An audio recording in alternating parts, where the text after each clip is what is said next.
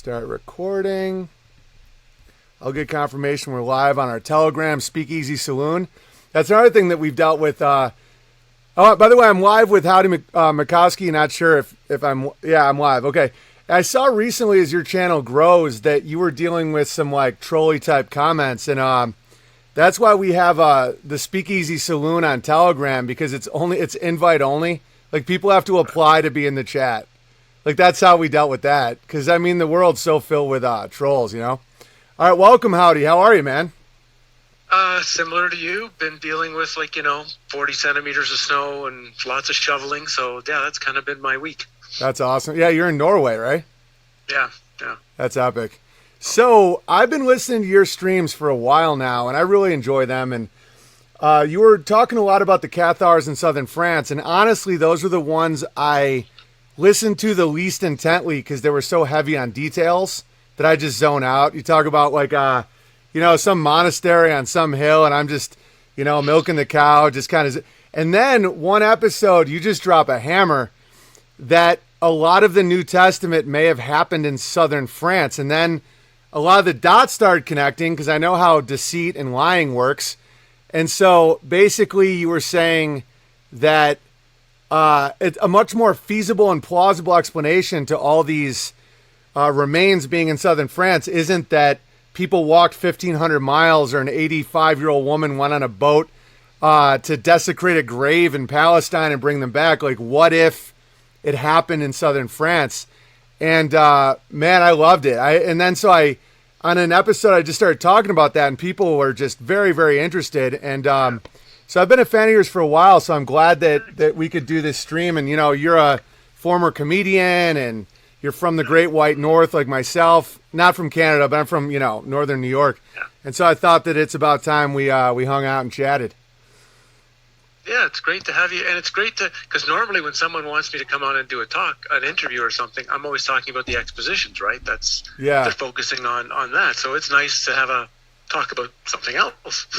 Oh man, I can't believe more people haven't wanted to talk about this. I mean, when you brought up the point that there wasn't a lot of trees in Palestine, like, that's such an obvious point. Like, why would you use one of your most precious resources to torture criminals, Yeah, so I guess what I should do first is give everyone sort of a little background of how I got to the video you actually listened to, right? Because that was like 20 years in the making of getting to that point. So, like 20 years ago, when I was doing my digging into ancient Egypt and alchemy and Hermeticism, I bumped into the Rennes le Chateau story, which has gets a lot of play. It was in that Holy Blood, Holy Grail, and they have that whole idea of the Jesus bloodline thing and whatever, right? And I'd read the book and looked into a few things and just kind of ignored it.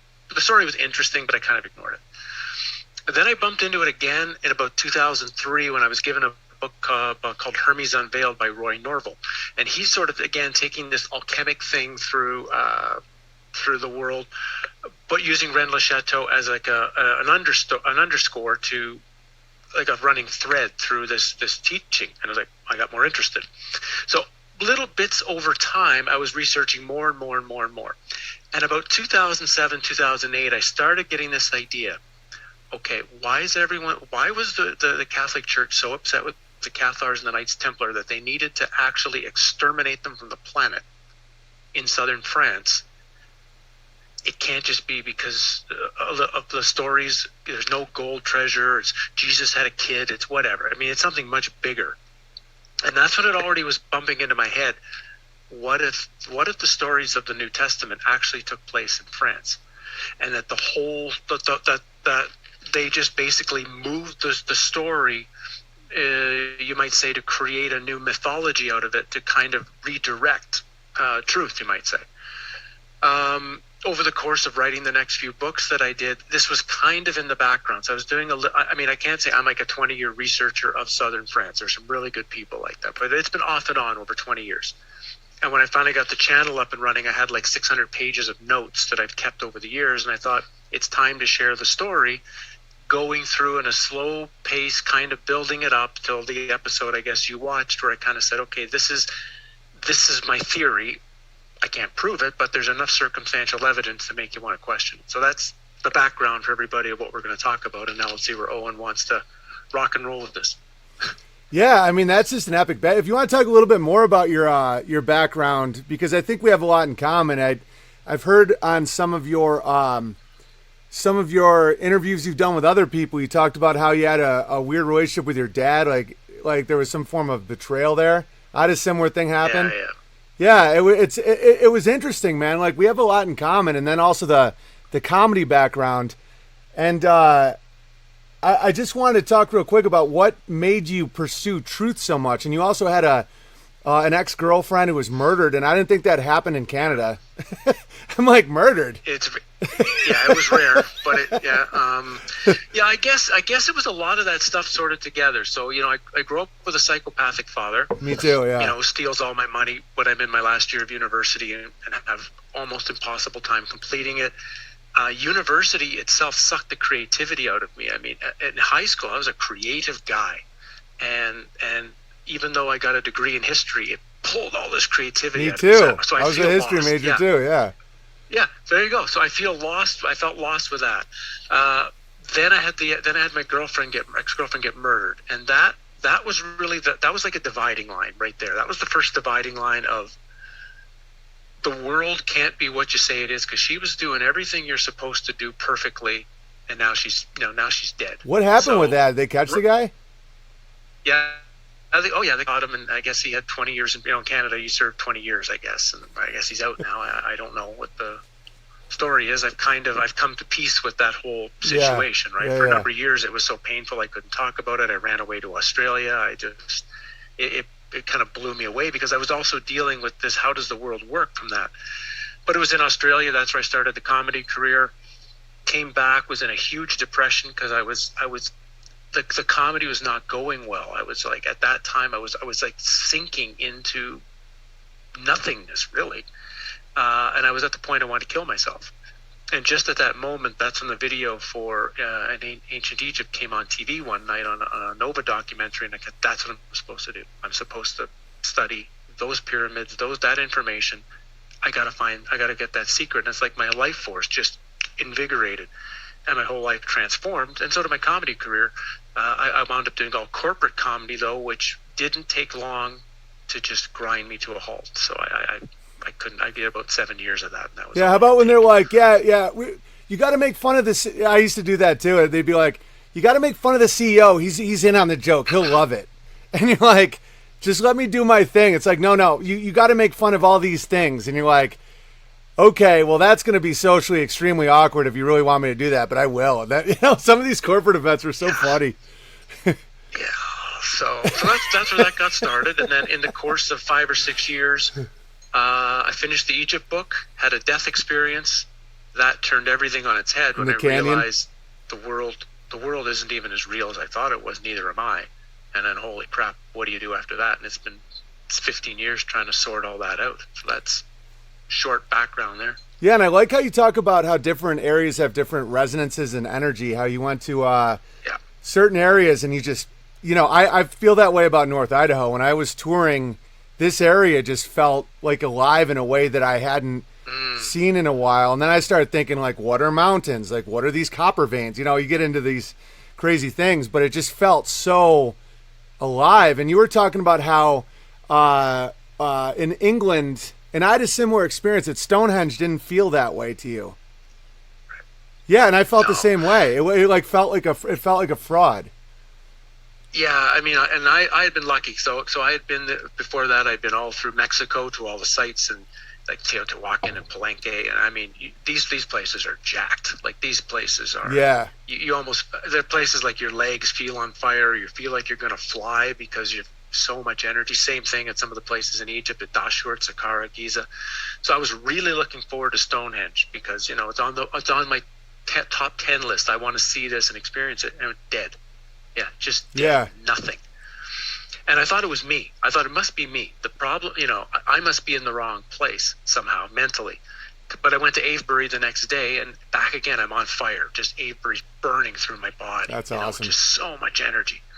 And that's so it took me a few years until I bumped into the photos on that Russian site that showed Stonehenge being completely dismantled in the 1950s, where literally they took all the stones out of the ground, put them on trucks, moved them away, dug up the place, did whatever they were doing there, who knows, brought back stones, and we can't say they were the same stones because we don't know. They just brought back stones that at least looked the same, cemented them in place, and that's what we have now.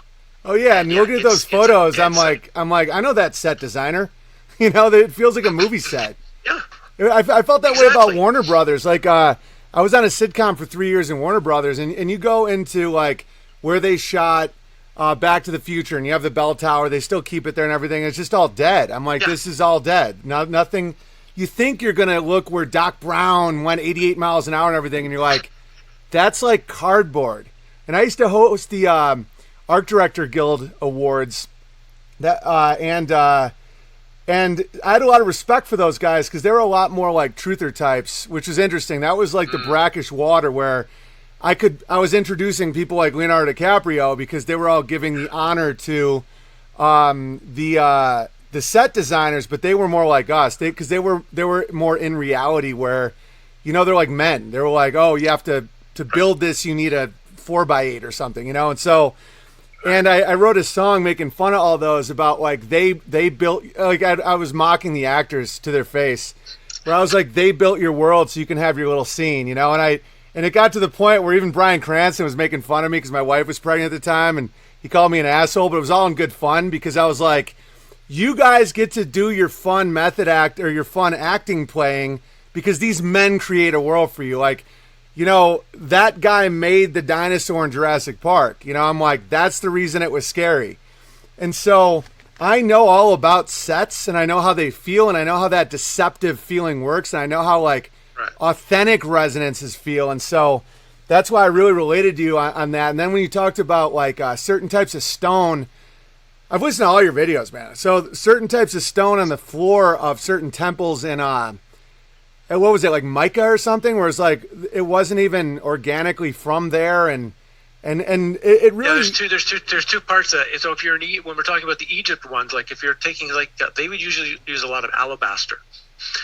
So if you're in like the temple in front of the Sphinx, that really old temple. I mean, ancient Egypt is a completely wrong timeline. You know, those things are 10, 20,000 years old, but that's an alabaster floor. And like literally when there's still stones, parts of the floor that have been repaired, like cement. Yeah. So, and it's totally different. You stand on the alabaster, it's one thing. You stand on the cement, it's like nothing. Right. So I would always walk as much as I can on the alabaster, even though I look like an idiot when I walk, because I don't want to touch the cement when I'm in the temple. I want to stay.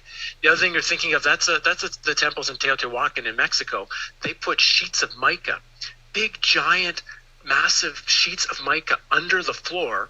Not only are the sheets, and mica is really thin and brittle, right? It's a thin, brittle stone. Not only are the sheets intact, they come from Brazil.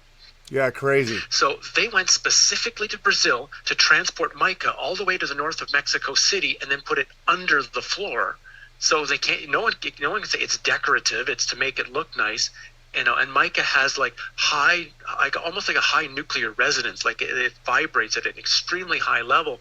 So the theory is they're either using the mica to create like almost like a nuclear reactor in the temples, or it's also used by psychics to see like into the future and into the past. So it's possible some of these structures were used as like miniature time devices. It's hard to say, but all we know is they've got perfectly intact sheets of mica under the floor that. Yeah, it's incredible. Like to even contemplate, how do you do that? Yeah, no, that's why. And I was going to ask you before we get into the New Testament stuff is, what do you think gold veins are in mountains? Do you think there's any way that they were actual veins, because there is gold in blood? So I don't know. I don't know if you've ever thought about that, but you're the type of guy that could, you know, riff with me on something that out there where it's like, but it's called a vein. And so you're looking at these veins, and then if you actually look in your blood, I originally thought for a little while that the Red Cross was harnessing blood, but it wouldn't for gold, but it wouldn't pan out, no pun intended, that profitably. You know, there is like a percentage of gold in your blood. Like, you know, all the blood they harvest is like 5 or 6 million dollars worth of gold. So I'm looking at these veins because where I live, you have these massive mountains and you have, copper veins and some gold veins and stuff. And it's like, is that actually a vein? Like, is that possibly a giant or something? You know? Like that Hermetic axiom, right? As above, so below, or as within, so without. So when you start seeing the earth as just a microcosm of you, or you are just a microcosm of the earth, then we start seeing that, we must have the equivalent of copper veins, gold veins, silver veins within the body. That the way science tells us our body actually is nothing like the way it must really be. And that was one of the things these old Hermeticists and Platonists did, is by studying the earth, they figured out themselves, right? Yeah. Because they can't be separate. There's no same thing. If you study the solar system, whatever that really is, you figure yourself out as you get into electrons and molecules, and you begin to start to recognize, am I just a little electron molecule in a giant massive body, and you're just another electron molecule, and we're having this experience thinking we're talking to one another, and really all there is two electrons having some sort of electronic exchange for real. We're just making up the rest of it. Yeah, synchronicity has changed the way I saw the whole world, because I streamed 30 days last year. So the equivalent of 30 days of live streaming I did last year, because I tried to match or exceed the morning radio I used to do. I used to do Bob and Tom, and then you look at the Sterns of the world. And so I was like, the goal for myself was to match that. Like, they would do 3-4 hour mornings sometimes, and I'm like, I want to compete on that level.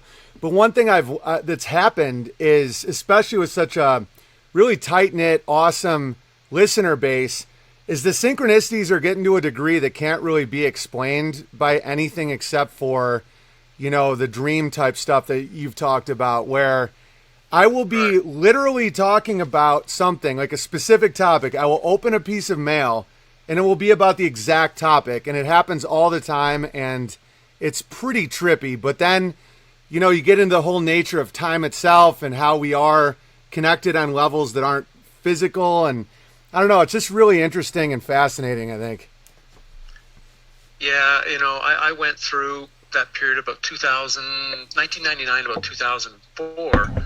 I sort of, you might say, I took Carlos Castaneda's books to be, a guide, and I didn't read them, I lived them, and I tested them along with some native medicine men and the things that a Korean Zen monk told me to do, and I tested reality for 5 years, like literally tested it, and it broke down constantly.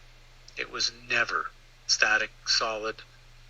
It was changeable constantly, and I still have no idea what it is. Yeah, totally. Yeah. So that brings us to our topic of the day. Sure. And if anybody wants to ask Howdie any specific questions, the best way to do it is entropystream.live/app/Owen Benjamin Comedy. So tell us, what makes you think that the stories of the New Testament potentially happen in southern France? Well, it was the combination first again of what happened to the Cathars and the Knights Templar, which I would believe are not two separate events. I think those probably happened simultaneously together, again, changing our historical timeline, that's one big event. It links in with the stories of the Holy Grail, because the original stories of the Holy Grail are nothing about a chalice, have nothing to do with Jesus. It's a platter, and it has to do, or a spear, or, it has all of these other elements, and it's only a guy named Robert de Boron who is linking, of course, to the Knights of Malta, who was bringing in this idea that it's a cup from the Last Supper. So first I have all this background of like detail from a long time ago. Then you start digging into what was going on in like the 1600s with John Ollier and the Society St. Sulpice, the paintings that are coming out. All of this stuff was indicating something big has been going on in this area for a long time. And then came, I guess, my first snap on it was two main cities in southern France are central always to the story, whether it's of Berenger, Saunier, and Rennes-le-Château, or whether it's of the Cathars, Knights Templar. One is Narbonne, Narbonne is this city that has this interlinking. That's where Saunier goes. His first year, gets a whole bunch of money, comes back and starts the renovations on the church when he's poor, ignored, nobody, and now all of a sudden he goes to becoming super rich. It happened in Narbonne. And then you've got Béziers, and Béziers is the first place that the crusade against the Cathars happened, where that's the first city that they basically kill an entire village to get rid of 200 Cathars. And all of a sudden the word started to come into my head. Béziers. Well, if we take Béziers, that can become Bethlehem, that can become Bethany. If it's Bethlehem, it means we're talking about the birthplace of Jesus. If it's Bethany, we're talking about the story of Lazarus, and then more importantly, the story of Mary of Bethany, the one who anoints the feet, right? Who is it really? The Magdalene. So it would make sense that they want to kill off the Cathars first in the birthplace of the Magdalene. That would totally make sense. If you change Jesus of Nazareth, which doesn't make any sense, Jesus of Nazareth, Jesus of Narbonne, that makes complete sense, because that whole area was known as Gallicis Narbonensis in the Roman times. So Jesus of Narbonne would make sense of the area. The area is Gaulis, so instead of Galilee, you have Jesus of Galilee. These things began the process of getting me to think, I may be onto something here. But then once you heard some of the other stuff that I put in that video, that took over like 10 years after that, gathering this other material of these things that didn't make any sense, right? Like those two ones that we'll talk, and then I'll shut up and let you jump in here. For example, is supposedly Jesus' grandparents. This is one that blows my mind. His father is Joachim, right? He's married to this woman named Anne. But Anne comes from, and very clear in the texts about it, comes from Brittany in northern France. Well, how does a guy supposedly from Palestine 2,000 years ago meet and marry a girl from Bethlehem, from Brittany in France, and bring her back to this Pontus Pilate? His wife is from Narbonne. And yeah, that one blew my mind. And Pontius is buried in southern France. And and all these people are buried, are claimed to be buried somewhere in France. Joseph of Arimathea, right? We've got the Magdalene is supposed to be there. We've got the Pontus Pilate is supposed to be there. We've got there's about 10 of them. 10 famous saints are all parts of the New Testament, are all somehow buried in France. Yeah, and these places are epic. It just starts to make you think. I'll show pics as you keep going here. So Narbonne, France is absolutely beautiful. And if you compare this to Palestine, it's, this area looks a little more epic. What do we got here? So anyway, so keep going. Just let the people wait till the gravy, man. I'm just backing you up with some of these pictures.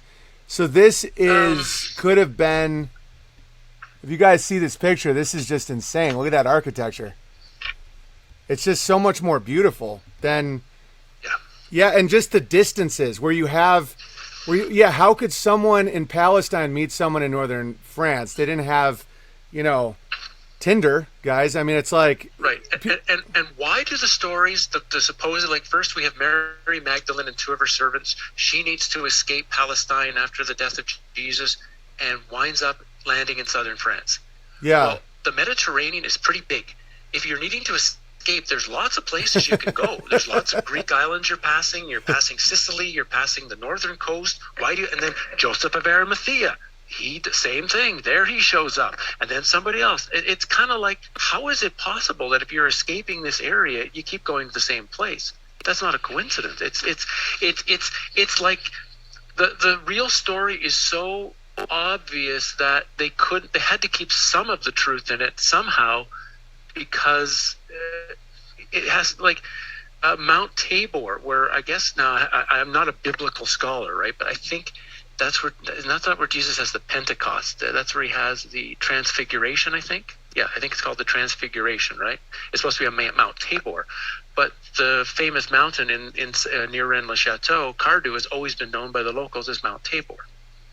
So, or you've got Mount Segura. That's often been called Mount Tabor as well. So is the Cathar castle at Mount Segura sacred? Not because the Cathars just built a giant castle there, but because that's the actual site of the Transfiguration in the New Testament. It changes everything. I mean, and I don't think I don't think it destroys anyone's faith in any way. I think this is No. why I was so, because I was careful about should I do this video, that last one, the 12th of the series. Should I do this? Because I don't want to offend people's religion necessarily either, their beliefs, by giving them something different. But then I realized, actually, I'm not blocking the faith at all, because I'm not saying the stories are necessarily false. What I'm saying is you've got potentially the location in the world and the timeline wrong. So therefore, when we're talking about energies to location, if you're trying to lock into the energy of these events, you can never do it where they say you're doing it. You're always going to be with an empty energy. If you could find the real location of these events, you can now tap into the actual energy of the event, and now you're moving to a completely different level with what's in this book. Do you think the world wars had anything to do with this? Like, because you had some of the most brutal, nonsensical bloodbaths in France in both wars, and what was that about? You think that had anything to do with destroying heritage with any of these sites? Probably. I mean, this is going into my stuff with the expositions, right? And trying to understand why do you all over the world build these giant 700, 1,000 acre structures to have a 6-month exposition and then blow the things up with dynamite.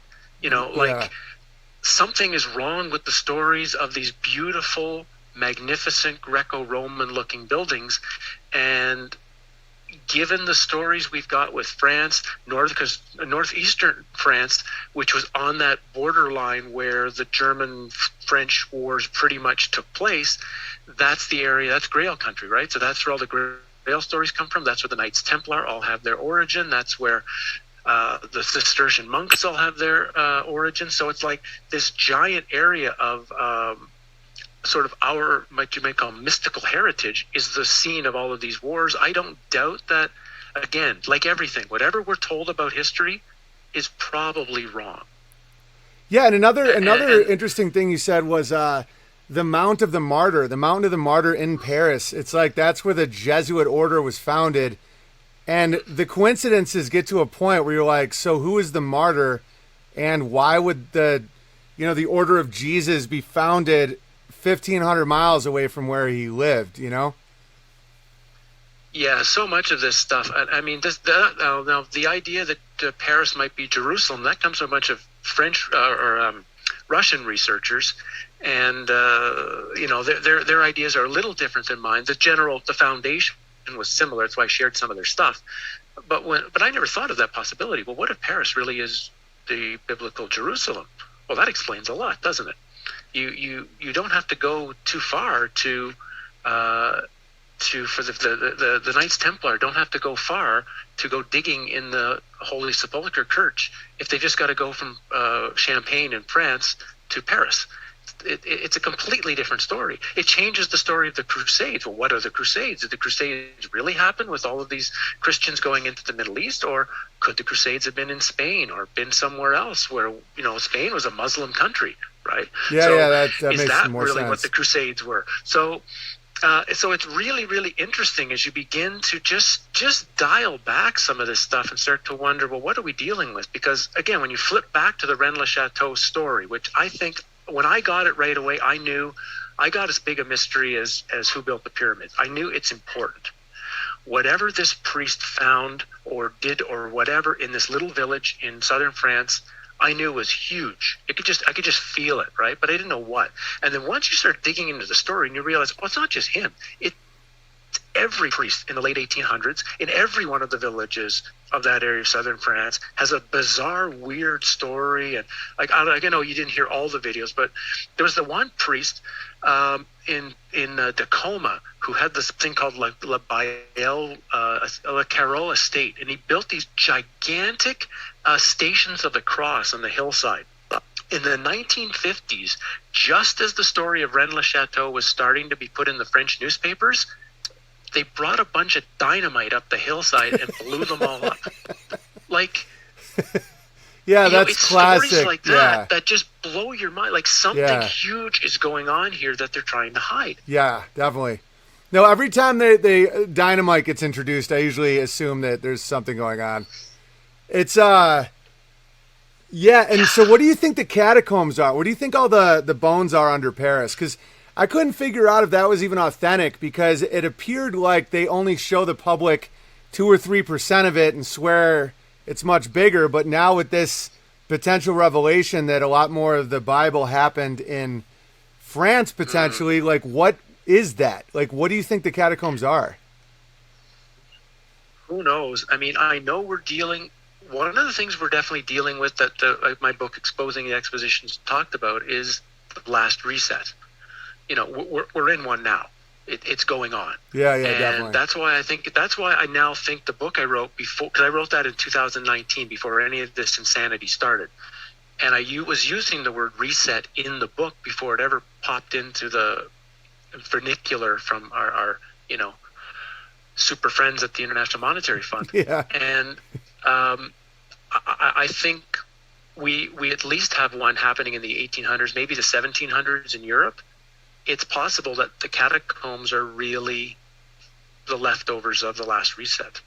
Yeah. And if we could get a really good, if we were allowed to have a really good examination of them, not only for the actual number, the scale, but to really examine what you might call the injuries or what happened to them, it might tell us a lot of what really happened in this period. Because the only way we're going to figure out what we're going through and what we are going to go through very soon in the next few years is to use our history well, to go back in the past and get as good an understanding as we can at least get. We'll never know anything for certain, but get pieces of it so that we can kind of say, I got an idea of what's coming. You know, you studying history, you know that yourself. The importance of the more you know history, the better you can predict what's going to happen now. 100%. And that's why, but garbage in, garbage out. That's why it's so important to really know the true history, because if you're regurgitating stuff that obviously doesn't make any sense, it doesn't help you predict as well. Like the Crusades never made sense to me. They make more sense to me on a smaller distance scale. That's why I resonated. And again, guys, I don't know if what really happened. I don't know if any of this is accurate, but I wanted to present this information because it just makes more sense that people would, French Christians could potentially go on a crusade to Spain versus going all the way to Palestine.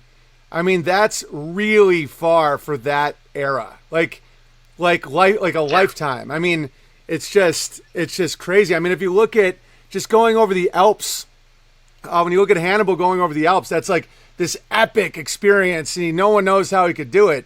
That would be like 100th of a crusade, and we're talking about farmers and potters and carpenters like grabbing a shield and a sword and going that far with a army. It just doesn't sound feasible to me.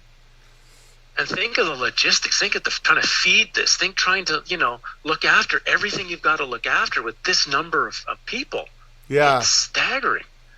But like you say, you look through anything in history, the Battle of Waterloo, right? So the Battle of Waterloo, the big thing that destroys Napoleon's reign of Europe. Well, there's no graveyards. There's no graves. There's no bodies. There's supposed to be, 50,000 soldiers dead there? There's none. Zero. Yeah. And the explanations of why there are no bodies they're stupid. What do they say? The answers are either A, the French took all their bodies with them to bury them somewhere else.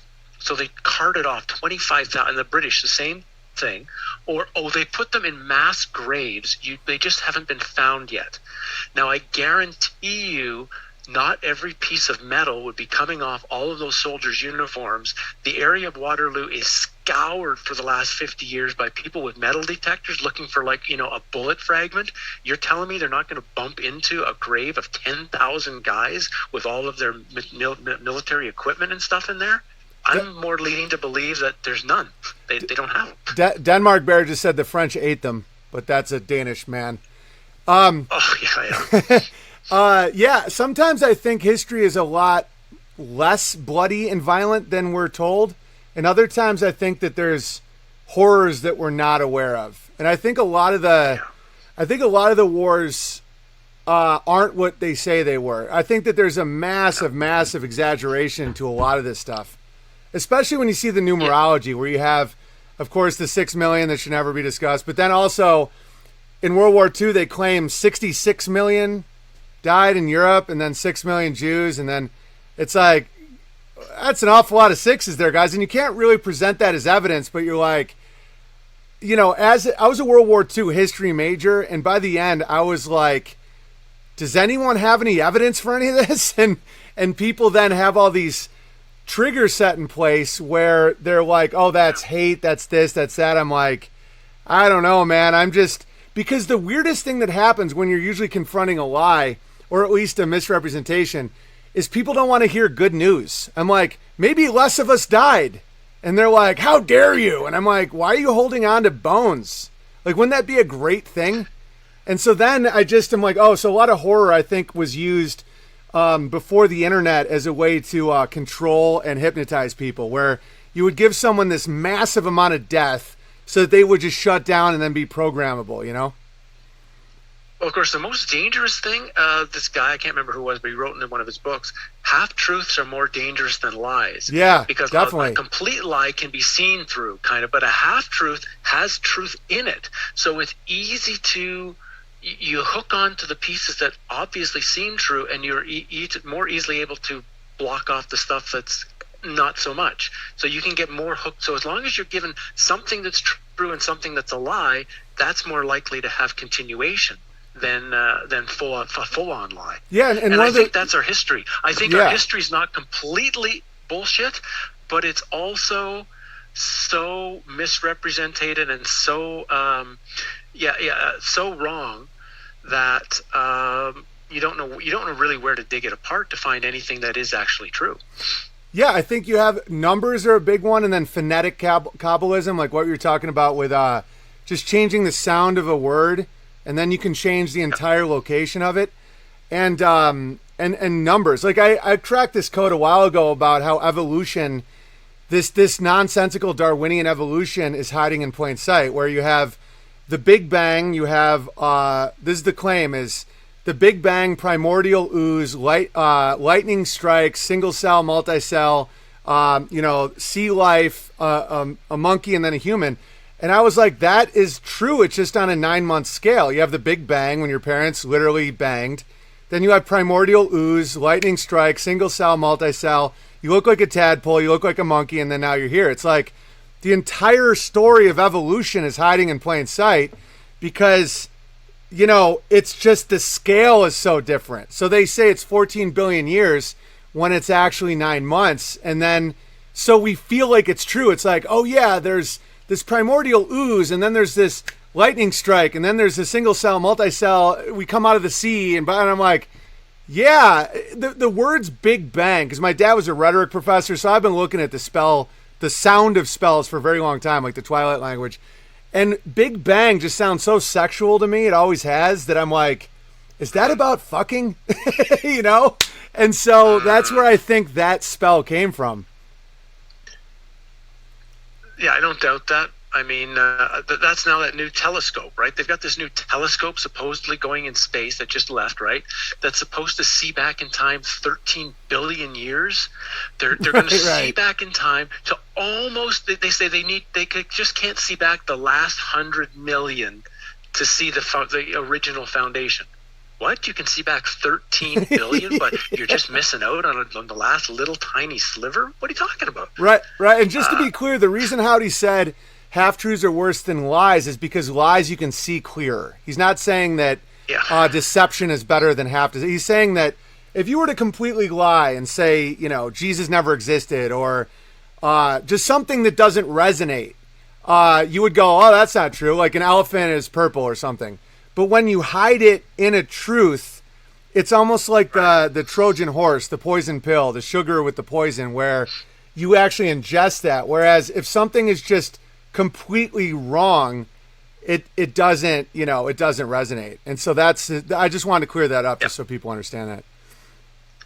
Right. It's that idea that the lie more people can see through it quickly. So if you want longevity with something, you've got to slip some truth in there all the time, so that you can always deflect. That if anybody questions something, you can say, yeah, but look, this part of it. Oh yeah, see, that's true. We can. Oh yeah. Well, I guess the other part is true. Then it was like so much of how ancient Egypt is presented by the Egyptologists, right? They present these little bits of things that are probably correct, and then they cover it over with all the stupidity of, stone tools and copper tools and slades and ramps and, but they put in a little bit of actual truth in there, and people get caught, and they just believe the story.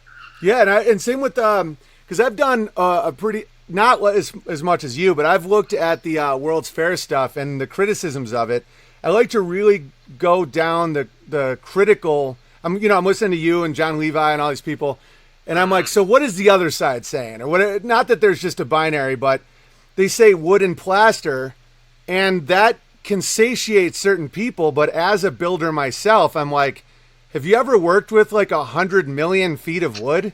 I'm like, that doesn't satiate me. Where if you're creating let's say Crystal Palace or something like that, even if it is wood and plaster, which I don't think a lot of these structures were, that's still insane. Like, that's still like, a 200-acre structure with wood is almost not even easier than stone. I mean, you can make an argument, but that's like the amount of transportation and the amount of lumber that would be is just insane. Like, that doesn't, because sometimes you throw a little, like, somebody will throw a criticism like that to undercut the whole research, and you're like, well, how does that undercut it? That's still insane. Like, how could somebody make a 200-acre building out of wood? Yeah, I say I've come to the point now where, you look at the St. Louis Exposition. It was 1,000 acres. That's over two square kilometers. So to put that in or 3 kilometers, you walk 3 kilometers straight, turn left, walk 3 kilometers, turn left, walk 3 kilometers, turn left 3 kilometers. That's the size of the exposition. Yeah, massive. Now, I think a lot of it was built the way that they say they built, because if you look at it, there are a ton of simplistic structures all over the place. There had to be. The problem is the big ones, the giant, massive, buildings that are there. We have no construction photos of any of them. That's the problem.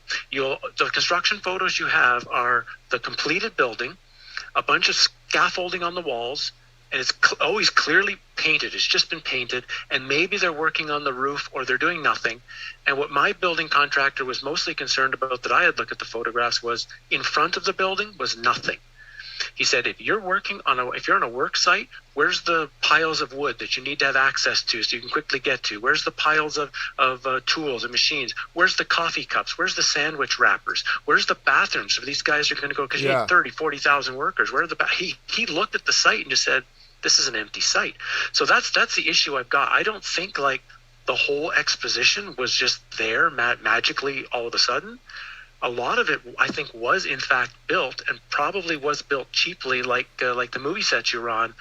But when I look at the photographs of the large buildings, you're not going to build the 315-foot Buffalo Electric Tower with plaster and wood, and have elevators running to the top so people can go up to the top and look at the fair. Like, what are you going to do? Have that collapse on the first day and kill 50,000 people? Like, no. Yeah, no, it's nonsense. Real stone. And like in the building process, the building requires almost like an entire village. Like what you were talking about with just sanitation. There's this great show on Amazon about castle building, and they use actually how they built it back then, allegedly, where they use chisels and they use like old stuff, and it's taken them 20 years, and they built a nice tower and a nice situation. But one thing that they show you is like, you have to have a whole village to do it. You have to have whole careers just to make the tools that make the chisels that make the stone. And you can't just have like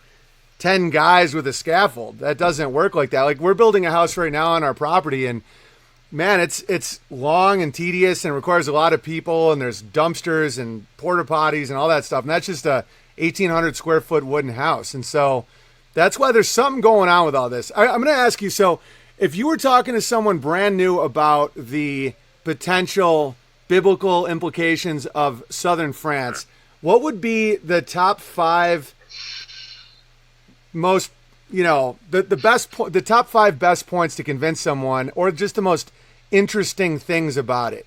One of the things was the sea you talked about, like in Palestine. Is it the Galilee Sea or something? Is like very small and not very turbulent. and then in southern Right. France it's large. So what would be your top 5? If I had to get like 5 things to get people to sort of say, why don't you look a little more deeper into this and ask these questions? The first one would be, why are all of these New Testament figures buried in France? That would be number 1. Yeah. And go through, it's Lazarus, Joseph of Arimathea, Mary Magdalene, Saint Anne, all of these people. So why are they all there? That would be 1.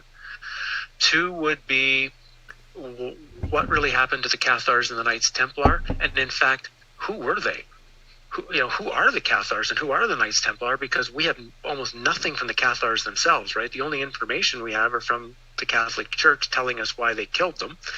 And the Knights Templar are to me, a giant misrepresented group who I now see were complete opposites to the St. John's Hospitallers, the Knights of Malta, the ones who made it through the crusade against the Knights Templar and are still, in a sense, partially running the world, right? So that would be 2. 3 would be looking in very carefully to the story of the Magdalene and Jesus, and looking first of all at, is the Magdalene, if you looked at the Magdalene as being a consort, not from the standpoint of being husband and wife, I mean on a completely different scale, as being like the masculine and feminine sides of wisdom, the masculine that one can't operate without the other, that you need both sides almost to act in complete harmony, then you'll start to see why Berenger Saunier is calling everything the Villa Bethania, the Tour Magdala. Why is the name? Why is the church at Rennes-le-Château to the Magdalene?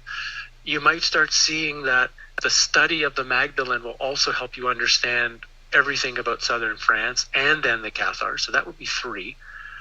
4 would be the fourth thing that would be curious to me would be, or the most curious would be. The name of Narbonne, or the city of Narbonne, and why that factors so often into everything that takes place. The 5th thing would be, this story then of Saint Helena, the grandmother of Constantine, who at 85 years old was claimed to have gone to Palestine, to Jerusalem, to bring back all sorts of massive relics back to Rome, or rather back to France, to bring back this giant cache, because France also has a number of the famous biblical artifacts, right, from the crown of thorns to pieces of the ark to pieces of the cross, pieces of what they've got. So how does all this get there, and how does an 85-year-old woman let's say she's in pretty good shape too, but in whatever that is, 1500 1800 years ago, is able to make that trek all the way to Palestine, get all that stuff, get all the way back with it safely? Those are the first. If you started looking at those pieces of the story in different timelines, you might start to see a thread that's running through that's indicating France is like a marker point on all of it. Yeah, totally. And to give you some of the arguments I've heard, so I made the point about the wood, and one of my Lebanese listeners says that they're known for their cedar, and I looked it up. I'm not very impressed, by the way, about the Lebanese cedar. But what do you say to that? Do you think that there was a chance? And Black Lady Bear recently brought up that is there a chance that the area is now cursed and just looks dry and shitty because they broke their covenant and now they're cursed? Because I brought up the point, like, when you read all of the parables, they sound like they're in France. It sounds like you're dealing with rich soil and trees and grapes and all this stuff. And she was like, oh yeah, well, Palestine used to crush and now it just looks like shit. What would be your answer to that? It's a problem we have with history, and that is we don't really know. Right. We don't have video. We don't have direct photographs. We don't even have direct, specific signed pieces of document paper that we can say this guy, this woman signed this affidavit proving this story. We've got just things that have been in books that have been handed down for centuries that we've been told to just believe is true. And of course, we're stuck in the dark because we don't really know. So anything we're saying to look in is just another. I guess it's just saying whatever historical narrative you're being presented, and it doesn't matter. World War II, Waterloo, the stories of the New Testament, ancient Egypt. It doesn't matter. You have to always step back and start saying, can I prove the narrative? Yeah. Even if you really want to, even if you really want to believe it, it's still the best first step is always, how do I prove it? Like, prove it. And you'll always find you can't. In fact, the more you dig into any historical narrative, the harder it is to prove. Then you have all these offshoots. Well, what could it be then? Because, you know, for a long while, my initial thing was, well, because the Jesus Magdalene stories is, of course, similar to the Osiris Isis Horus story. You move that into the stories of Bacchus and all the other, Krishna even in India. So I thought it's just mythology that's been updated. But then I started to see there's more in the story than just mythology. It was also because of the Rennes le Chateau. I'm starting to see there's actually something true in the story. So what if the story? What if the story timeline? This is just for fun. What if the story doesn't take place 1,000 years ago or 2,000 years ago? What if the story takes place 10,000 years ago? It's even before Old Kingdom Egypt. So it was actually the Egyptians who were putting the Osiris Isis Horus myth, were really taking the really old, what we call Jesus story, putting it into the first mythology. I mean, now you're actually taking the New Testament potentially into something unbelievably mysterious, unbelievably mystical, and into something which I think even the average Christian might blow their mind. That's kind of what I'm saying with all this stuff, is that you've got so many possibilities that can take it to even further and deeper levels. Why not just for fun go check it out just in case?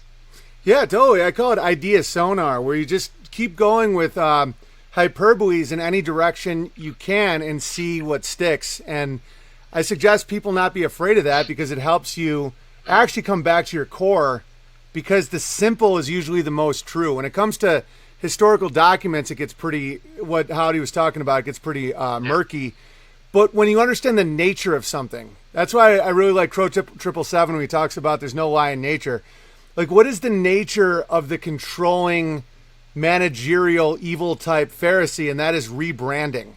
So it's like they'll take something, like kind of like that would be something that would add to the 10,000-year-old thing you said. I'm not saying that's true or false. I'm just saying, like, so you have an authentic story of Jesus, and then what does evil typically do is you rebrand it and you hide it in plain sight, and then you make Nimrod and all these other characters so that your essence feels it, but it's actually inverted. And they do that all the time. They do that with words. I mean, we've watched the definition of vaccine change every 3 months for the last 2 years, and they do it shamelessly. Like, they're like, oh, it now means this. And so the energy that's carrying with a word, that's why I think it's called spelling and cursive. I think they have to tell us, just keeps getting redirected. You know, like the word racist, for example. I don't know if you know this, but racist was originally coined by a genocidal American general against any Indian that wanted to keep their heritage. They were called racist if they wouldn't accept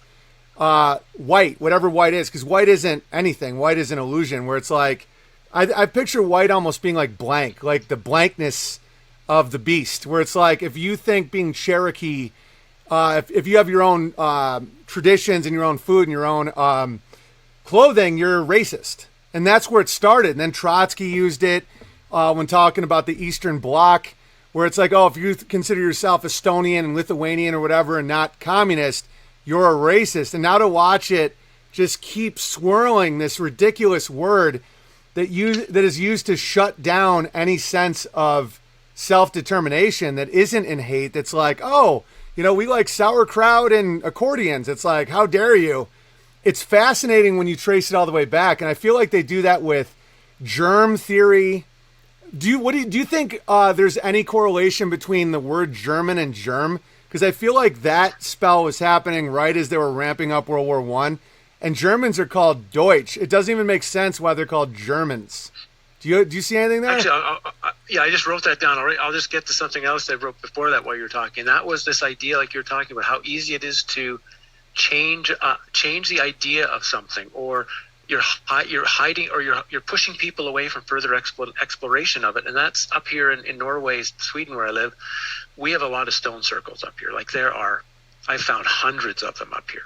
Beautiful, highly energized, fantastic stuff. The local population don't know anything about them. Wow. They've literally, and they don't go. They'll go to England, right, to go see Avebury and Stonehenge, but they know nothing about the ones here. And as I began digging into it, it's because they're either told, they're Viking graveyards. So, graveyards, we can't go by them. That's scary. Or because of the way the Germans in the Second World War, tying in with Germans, used the Norse pantheon of gods in their hierarchy, you might say. It became in Norway. Well, if I talk about Thor or any of the Norse gods, then I might be part of this period of time, and these sites linked to these Norse gods. So I don't want to go near them. So they kind of scared the population away from their very own heritage, from their very own, not just historical heritage, but their very own energetic heritage. Yeah. I've told on the interviews so many healing stories that have happened to people when they've gone to these stone circles with me, that they've literally had amazing experiences, and the local population is scared away from them. So it doesn't take long to push people away from whatever they believed before by making it seem no longer acceptable to think that way. Yeah, just to cut their roots. That's why there's so many ironies. Like all these guys that think that the word white is some kind of answer. I'm like, what's white? Like Scottish, Irish? Even if you look at Germany and Italy, those countries didn't exist till like 1870, like probably a reset. You had Tuscany and Rome and Naples and all these like little kingdoms of sources of power. Right. And then the roots got cut out. It's the same with the swastika. It's like the swastika is Ursa Major, the Big Dipper rotating around the fixed North Star. It's an aspect of nature. That's why I consider myself Christian and pagan adjacent, because I don't see it as threatening. I see them as aspects of nature where you're like, I see the pantheon of the gods as like how you describe an abstract reality in nature with a story form. And I think that's not threatening to my cosmology at all. No. Yeah, it's just people that always act so threatened all the time. I feel like they're covering up something. That's because whatever is threatening to them is a foundation of their identity. That I am, and then you put the label underneath, whatever it is. And if all of a sudden that label might not be as correct as they thought it was, or could at least be questioned, how many other of these foundational layers do we sit on that could also then be questioned? So it's why people, once you start getting to anything that defines me at the deepest level, if you start questioning that, the average person will just shut that down, because I might have to unravel all this stuff and find out that it was all programmed, that everything I believe is something that somebody else told me, and I've accepted it without checking it myself. That's actually a scary thought when you begin to realize what of all of our beliefs are something we can honestly say, that's from my own experience, that's from my own work, my own research. I found that out myself. No one explained it to me. No one told it to me. No one, and it's mine. How many of those do we actually have? Right. Oddly, not many. No, and raising your kids, like I have 3 boys, another one's on the way. I was going to do a bunch of sketches called Truth or Dad, where, because we're homeschooling and you still get the indoctrination, where they have classical conversations, which is really good. It's a great community oriented. Usually it's a lot of Mennonites up here, but there's still the stuff in there where we have this song called the Timeline Song, and it's like, in 1492, they sing about Columbus, and then in the background you just have me going, allegedly. Because I'm like, how do you know that? Like, is Columbus, the goddess Columbia personified in a character in a story? So the way I like to do it is I just always ask my kids, what do they think? I'm like, what do you think the moon is? What do you think? Like, what is your inner knowing, as Matt from Quantum of Conscience says, telling you? And that's the best I can do, because everybody's programmed in a certain way, even just the language we use. But the best I can do is try to empower them by being their own shepherd, where it's like if you hold yourself accountable, it doesn't create that energetic vacuum where someone else can tyrannize you because you kind of want it if you don't keep yourself in check. And also, what do you think? It doesn't matter what they think. Like when I was being shamed out of Hollywood simply because I was questioning the transsexual movement for children, literally documented that's the reason. They took away my comedian title in the weirdest way where they're like, former comedian or disgraced comedian. And I'm like, I'm still funny. Like, you don't get to define me, like just because some blog is like former comedian. I'm like, I did an hour special last year. When was the last time Chris Rock did a special? I mean, who gets to take away my title? And so I'm trying to teach that to my kids where it's like, what another person sees you as can help you understand yourself, but at the same time, it doesn't define you at all, that's the best I can do with them. Yeah. And if history was taught in that way, like the average student hates history. Like they hate it. Yeah. Because it's names and numbers and wars and dates and just fire it out and regurgitate it back. And if it was taught instead of like, we have a historical record, but we really don't know what's true out there. We really don't have the truth. You have the option of going out and asking questions and finding things out for yourself, finding more truthful things. History is actually like an open door for you of exploration. Students would actually get interested in the subject. Oh, yeah, and that how much more power they have. That's why I see the Mormons gaining a lot of power in America simply because they keep their own history. Where they're like, here's a book with the last 25 generations in it. And that's some interesting stuff, because that's all we really have is like, who is our great-great-great-grandfather? And it's like, that there's real power in there. And then, they probably will have the same corruptions that the Vatican had where someone's like, okay, we can no longer talk about what happened in Salt Lake City in 1850, like smudge that out. Mm-hmm. And then they start making these little deals and stuff, but yeah, like my family's absurd. Apparently, I'm a blood descendant from William Clark of Lewis and Clark, and it appears no one cared to ever talk about it. I'm like trying to figure it out. I'm like, is that where I got my road comedy instincts from? Like, who was he? How are we? And people are like, I don't know. I'm like, well, why didn't Grandpa talk about it? He's like, because he drank. And I'm like, we really just burned our history with like booze? I'm just like, how these things are so valuable and they help us understand the present. I'll just say, does anybody have questions there? Oh, yeah. Coddington, hit me. Take a look. Coddington, hit me with the questions. EntropyStream.live/app/Owen Benjamin Comedy. I guarantee we have many, many questions. So, Cod, hit me with them. We're going to be mindful of Howdie's time. Anybody can go to the Mormon genealogical centers and do your own family history. There's power there. There's a lot of power there. There's power in seeing your family's history. And a lot of these people avoided resets because they weren't as tied into the beast. I don't think it's plasma events. Maybe those happened or whatever. I think it's consent-driven resets. And I think a lot of people die when they make the wrong spiritual contracts. And I think that if you're out in the creation, like what the Amish are currently doing, I don't think you're tied into the massive losses of life that I think happen. I think some people's genealogies, like my great-grandfather, I can't remember which one it was, but was out in Wisconsin during the Civil War. Might have been great, and unaware that the Civil War was happening. They had no idea. They didn't know. They were never told the Civil War happened. And all right, here's one. We've been told to seek Jesus. When you do so diligently and earnestly, you will find God, says Shine Island. That's not a question, but we do appreciate that. Howdy, what do you think of je suis, meaning I am in French, being one letter away from Jesus? Is there anything to that? Yeah, it could be. Again, the interesting thing is to break apart, because of course, if you break apart the word, it becomes, in our language, in Greek, it becomes Jesus, right? Like a call to Zeus. And then you can have a whole lot of different interpretations of what the word Christ actually means. Of course, it generally tends to mean like anointed or whatnot as more of a title.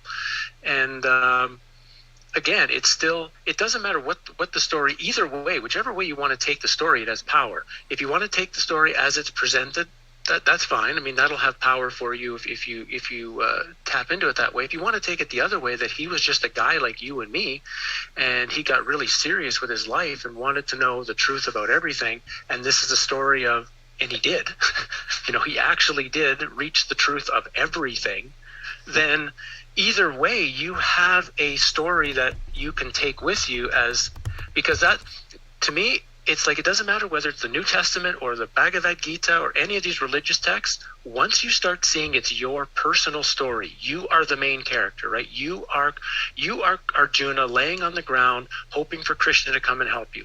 You are Christ or the Magdalene, and you are the one that has to make these decisions and these things in your life.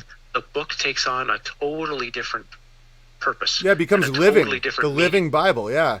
That's why it becomes yours. Yeah, that's why I got a lot of pushback from a certain type of Christian when I said I don't worship Jesus, I follow Jesus, because I thought that was a major part of his message was, you will do greater than I, where you take these lessons and now you get to embody this New Testament. And I think that's very empowering, where other people, I feel, just want to kiss his feet and hide. And I'm like, all right, here's a couple things. So Liberty Steadbearer says, what do you think about this? It seems like the elite try to play as the controllers and cast a spell to get the weak-minded to cull themselves. What do you think about that? Yeah, I stopped using the word controllers in one of my videos a while back, and I called them influencers. Yeah, that was because good. I believe that's what they're doing. They're not actually controlling. They're influencing the way human beings think. They're actually, in a sense, just like Darren Brown. They're like acting like a gigantic hypnosis on the mind constantly. And when you get hit with it enough times, in enough angles, in enough ways, most people just go along with it without knowing why they're going along with it. I look, when I go to a grocery store and I just watch the zombies. If you had to ask a zombie, really, why are you doing this? Why are you following all this behavior? They probably wouldn't know. Well, someone on TV said to. Yeah, they don't know. That's it. Yeah, they really don't know. And that's the accurate biblical view, because Satan he has no power, only influence. That's how it's described. Where, right. He's a deceiver. Yeah, exactly. They need to get you, a creative being, to do it because they can't do it. The absence of light has no power, and so influencer is a great way to put it. And that's why I was called an influencer by my agents and managers and stuff, where it's like, oh, you influence. And then when I influenced in a degree that wasn't going along with their plan, that's when they had a problem with me. And that's when I saw through the matrix a lot, is because it's like, oh, you want me to influence other creative beings for your agenda. And then I realized they don't have power. And then things just start flourishing. I mean, I'll send you just the recap of this year of what we've done. But when you really figure out that there's nothing stopping you, like, for example, the spell of the media, like, we're the media right now. Me and you are talking to more people than my hometown's newspaper ever got. Like, why are we not right now the media? So the thought of the media is a way to infantilize a living man or woman, where they're like, oh, we just have this monolith that just influences everybody. It's like, so why don't you write a story? Why don't you write a book? And I've always respected you for that, where you just wrote books and you're like, if you want to read them, seek and you shall find. If not, that's fine. It's like, but you have a right and ability to tell a story just like anybody. All right. So Rooted Bear says, thanks for the gravy. Thanks for the tip, Rooted Bear. Enoch87 Bear says, out of all the places you have visited, what place has the most energy, and what do you think of Graham Hancock's work? Okay, good question. I would have to say, if I had to rank like the top three, one is the Giza Plateau, obviously. People tend to forget, like when you see a video, a documentary, they focus on the Sphinx and they focus on the Great Pyramid.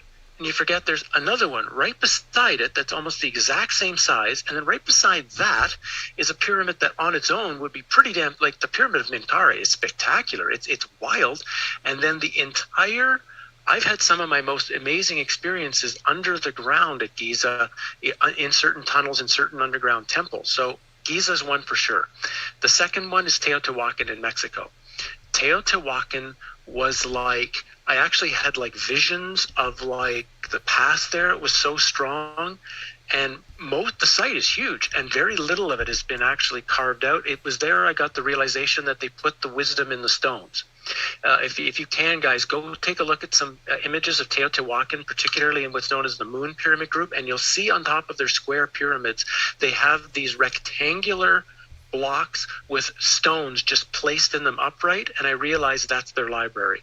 That if you could learn to tap into those just seemingly just rocks sitting there, you get all the information you would ever need about anything. That's two. The third site that probably no one's heard of is Abu Sir, and it's also in Egypt, also known as Abwizar, or the heart of Osiris, or the place of Osiris. It is so old. I don't want to call it, I'm not saying creepy in a bad way. It's creepy from a sense that it felt like it was before time even. Like it literally existed before time existed. It's closed generally to the public. You tend to have to pay a lot of money to get in there. If by chance the world ever opens and you're ever in Egypt, do whatever you can do and get to Abu Sir. Those would be my three. Awesome.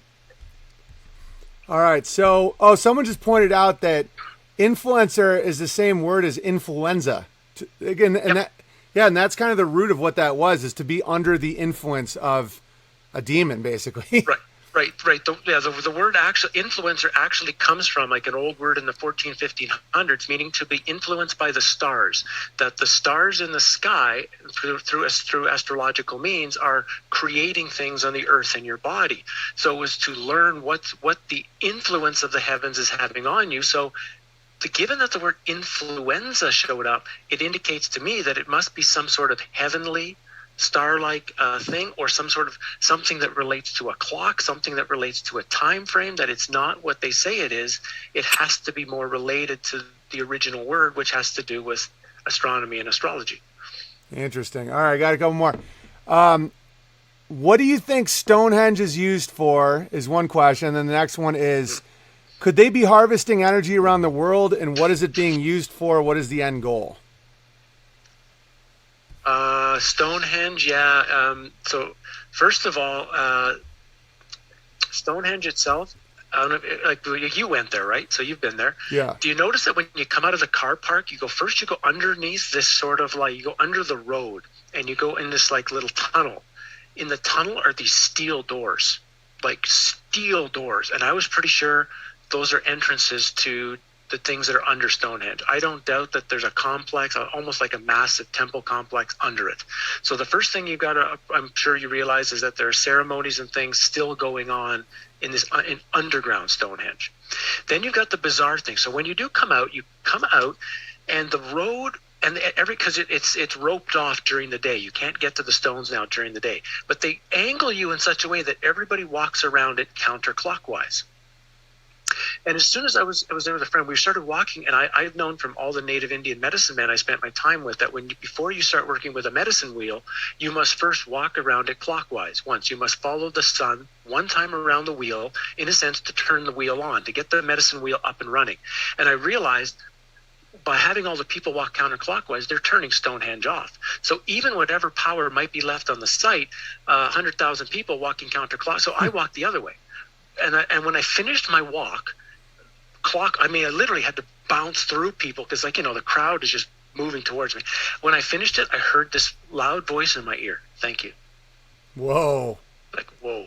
That's intense. And it was just this, it's these, and it's bizarre. Sometimes it's these little tiny pieces of knowledge that I thought will never have any impact or use in my life, has an impact in like a little sense thing like that. Like maybe for one moment, I gave Stonehenge a little gift, like it was my gift to Stonehenge of thanks by walking around it clockwise once. For the second question, that'd be funny if the voice, harvesting of the energy? If the voice after that was like, if he's like, thanks, and then you're like, no problem. It's like, these fucking people are so annoying. Like like the voice just started like trying to communicate with you about how annoyed he is. All right. Anyway, the second question is... Don't worry, I was annoyed by the people. Yeah. I didn't have to. So, second question is about harvesting of energy. Do you think that that's what they're doing? And if so, what's their end goal? Well, it's a question of what actually is the energy that's being harvested to start with? Like, you know, you can say energy is a big word. So energy, what kind of energy is it only specific kinds of energy? Is it all kinds of energy? I don't doubt that's happening. The question is figuring out what it is, because various parasitic forces and things are quite real and quite nasty in this reality. What are they doing with that energy? Good question, because okay, how do I say this simply? This is an important piece of my work, so I want to say this really clearly. Right from when I started doing my book on ancient Egypt, The Power of Then, like 20 years ago, I felt that the ancient world, the people of the most ancient world, and this was confirmed when I went to the sites, had the utmost of human power. So we'll call it power and energy. The complete energy that a human is capable, all the things a human is capable of. When we look at ancient Egypt, for example, that's not made by aliens. That's made by human beings. And the things that go on in those temples and in those pyramids are so mind-bending that they literally, they almost cracked my mind when I experienced some of the things I experienced. And I realized that was the completeness of a human being. But by having a complete discipline called Egyptology, for example, whose really main job is to make the people of the past look inferior and stupid and really, really poor compared to you with your dishwasher and your iPhone Yeah. and your fantastic new car. Therefore, we don't ask questions about, well, what did they know? How could they do these things? How did they live in balance and peace and harmony and perfect health and live for 10,000 years and whatnot? And I think that's part of what's going on, is that if all you have to do, you don't necessarily have to do anything with this energy they're taking away. It's just make sure humans don't have access to it. Because if we had access to our full energy again and our full inner knowing, our full power, our full everything, nothing could be happening to us, because we would have such connected control of this reality. We would be the ones in charge automatically. So I think they don't have to do anything with it. It's just suck it off from us, and then we stay as the weak creatures we think we are, as opposed to the creatures of great power that we're supposed to be. Yeah, that's another hiding in plain sight situation. They'll tell us knowledge is power and then give us lies, you know? But knowledge is power. It's like you could see someone buckling over and dying as they lie in a field of the medicine and not know it, you know? And that's pretty much what happens around us all the time. Yeah.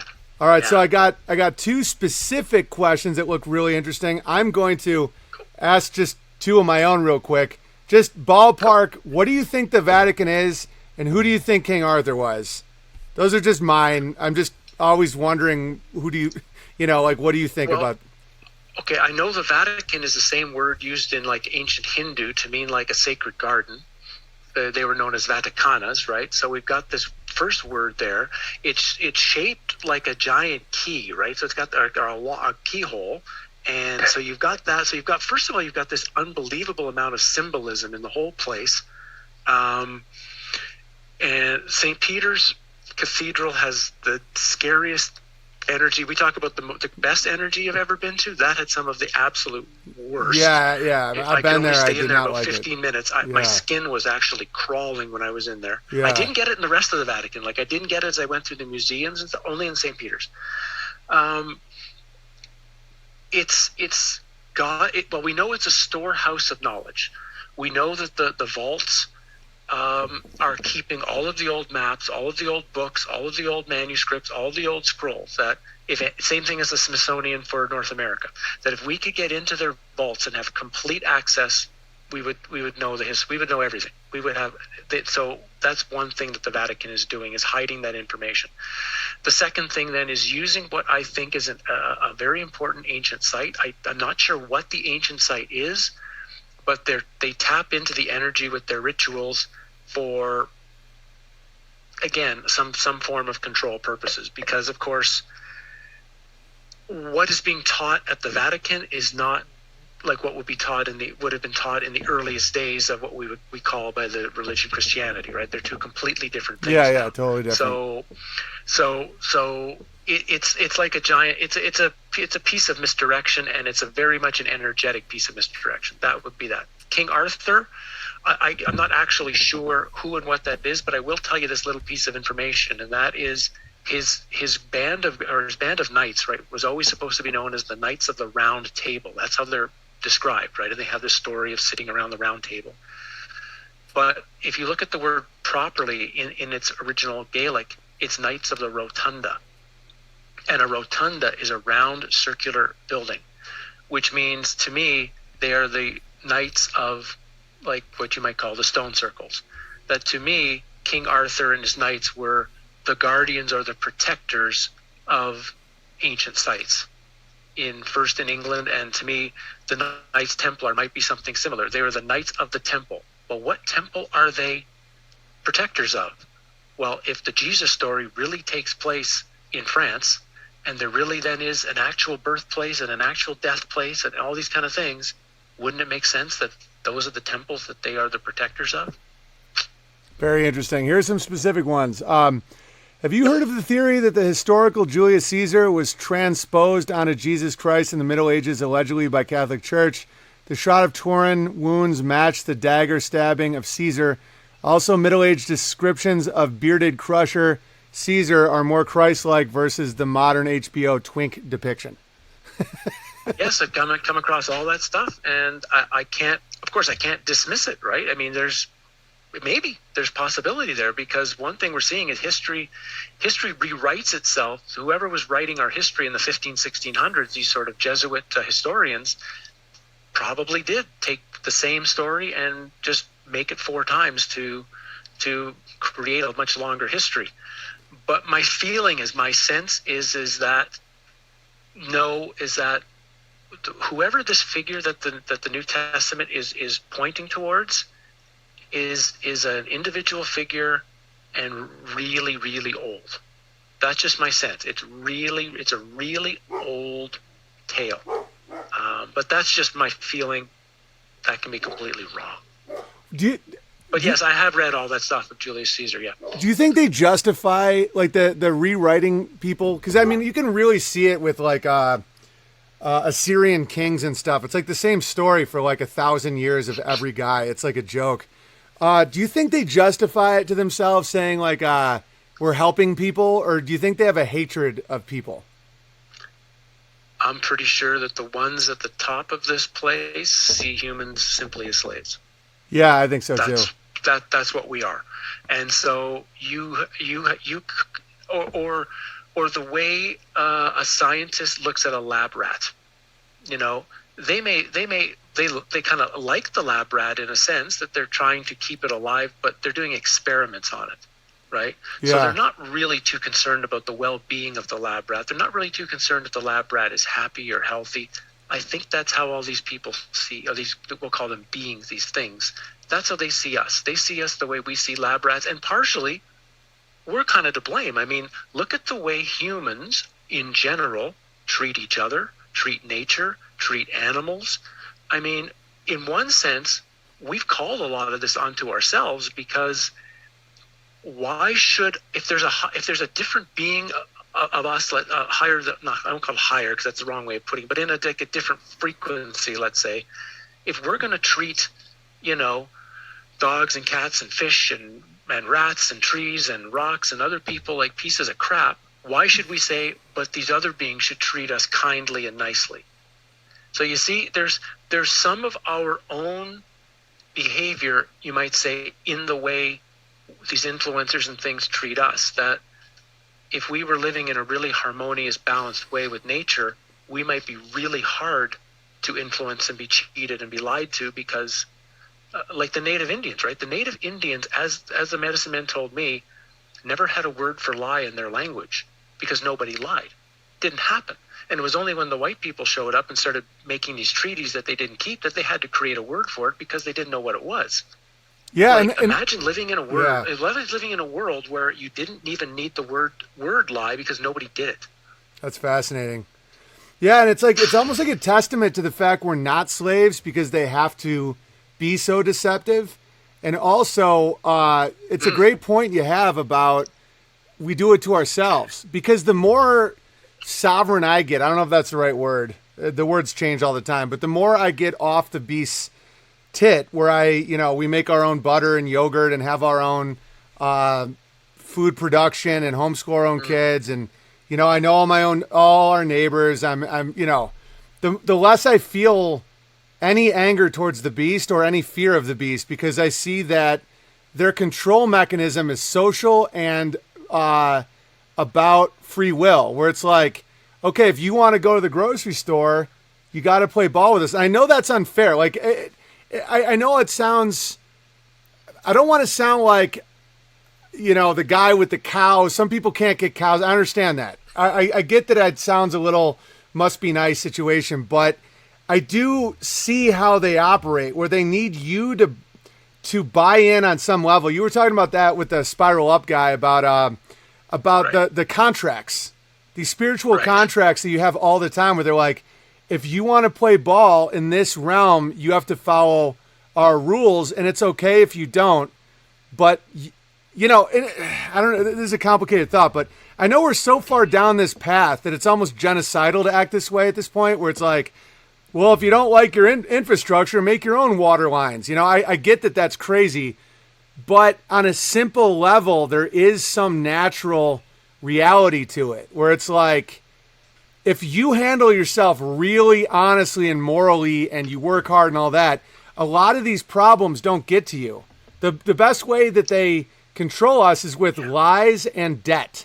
And so if you get out of debt and you don't tell lies and you associate with other good people, I went through a phase where I was mad at who I called the controllers. Influencers is a much better term.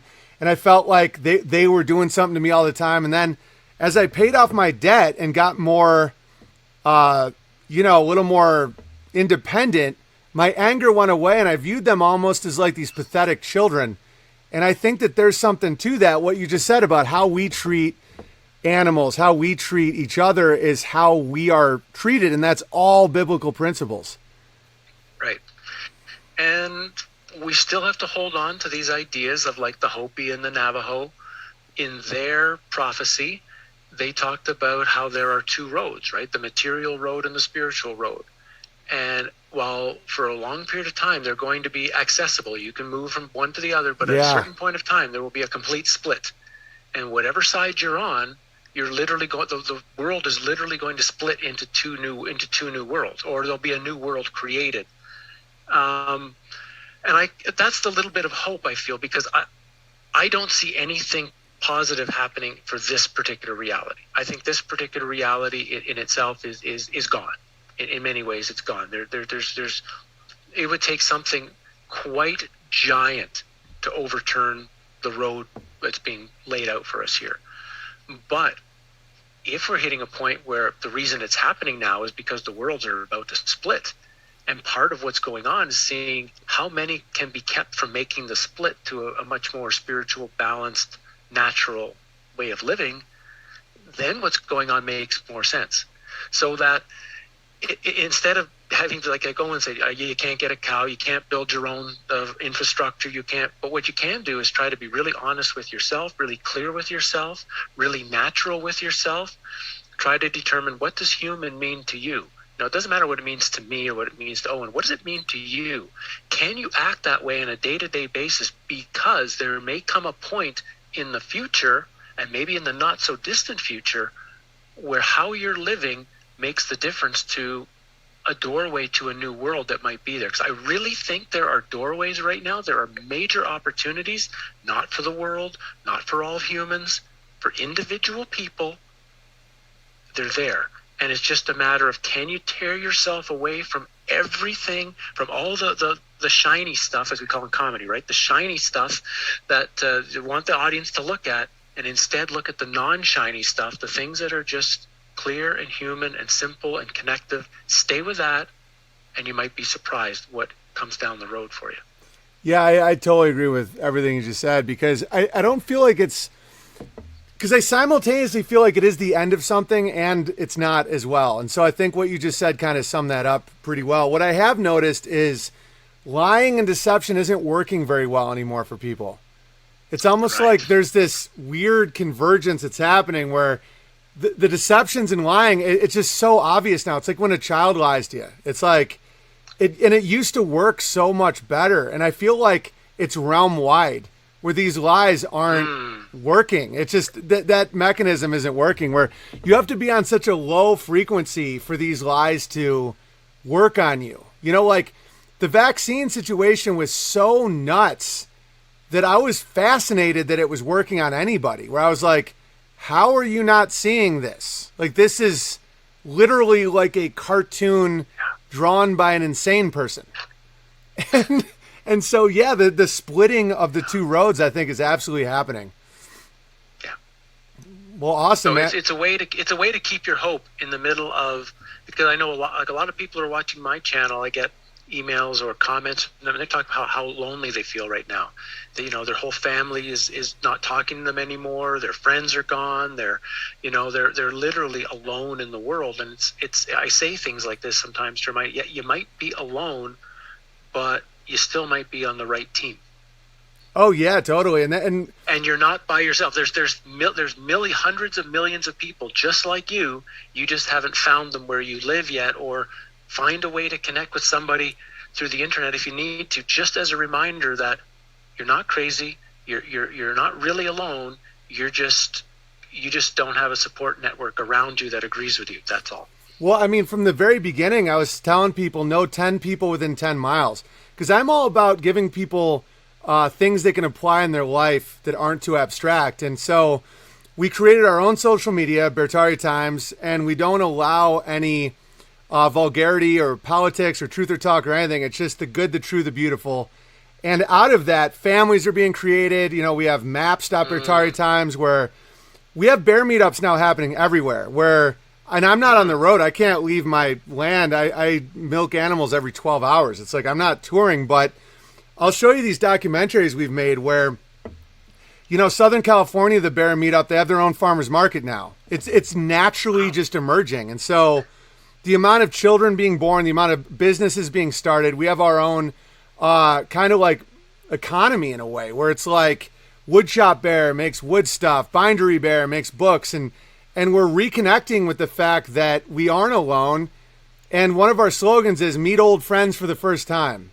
You know, because these people will come to these bear meetups like, are you like me?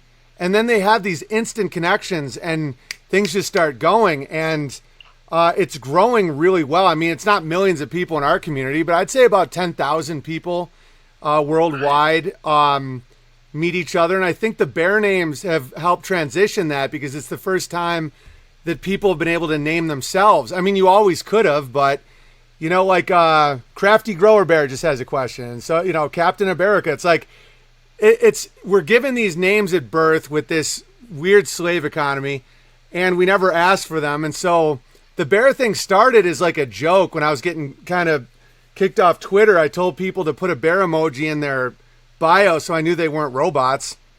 And it started so organically. And then the unbearables, because the world was appearing very unbearable to a lot of us.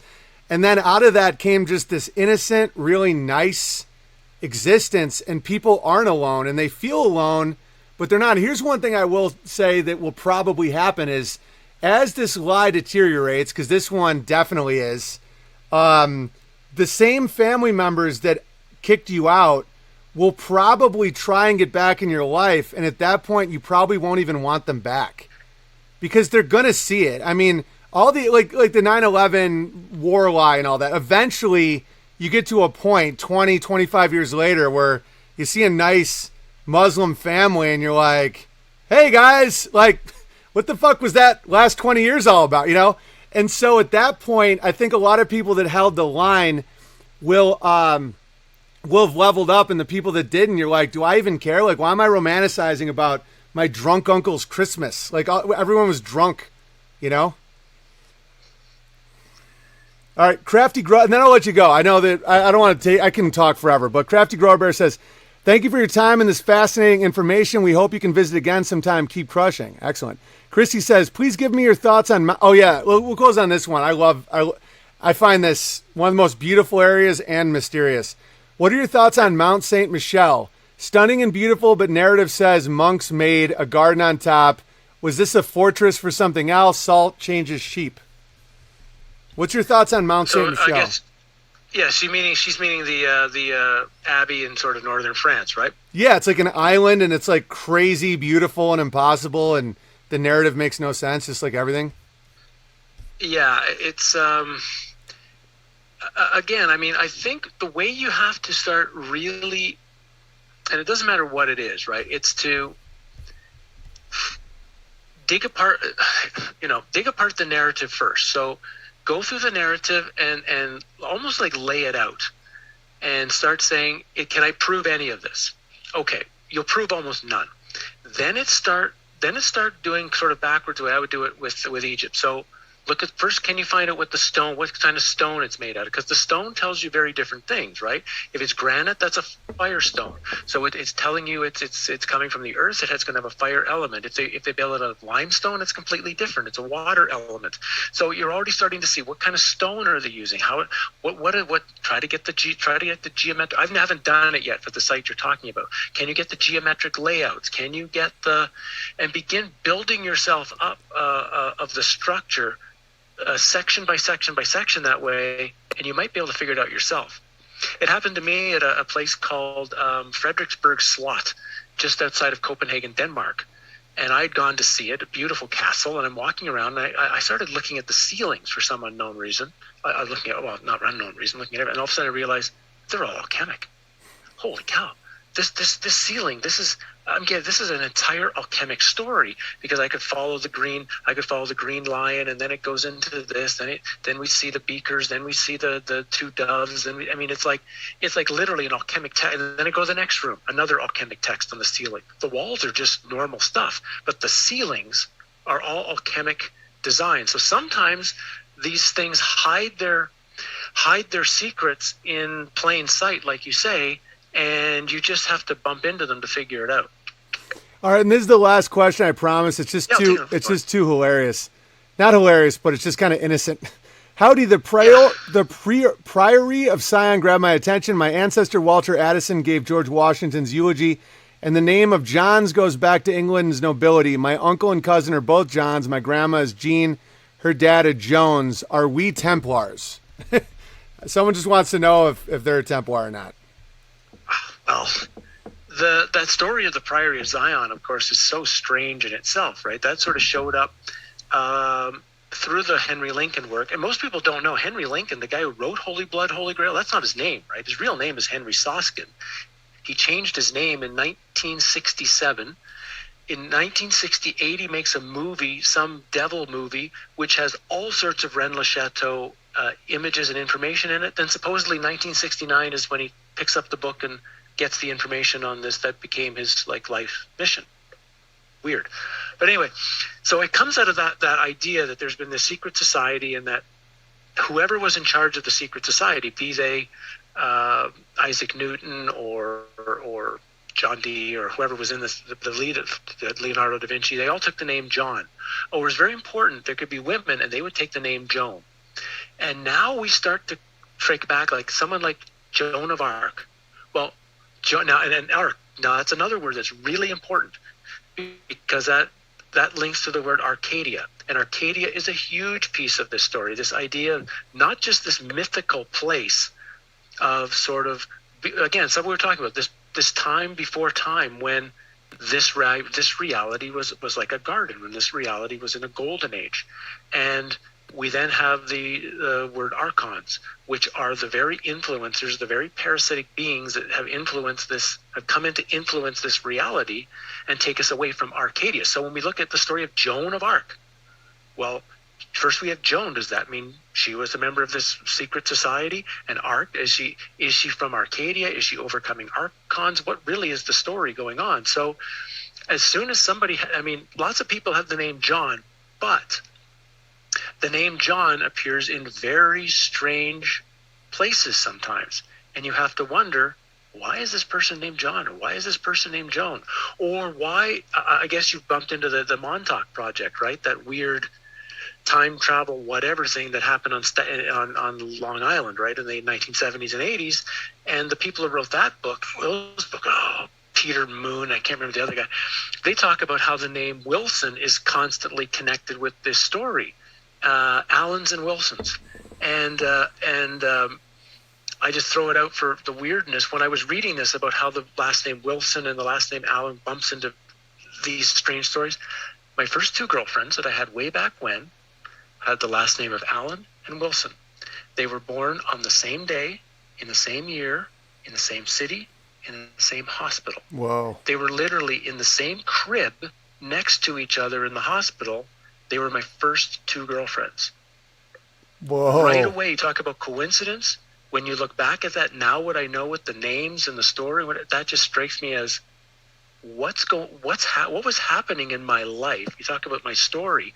Well, if we start to unravel my story in more and more detail, it becomes stranger and stranger, and you kind of start to wonder, has there been some sort of energetic influence on my life? Because when I was a baby, I almost died. Like when I was 8 months old, I was in a hospital having life-saving surgeries.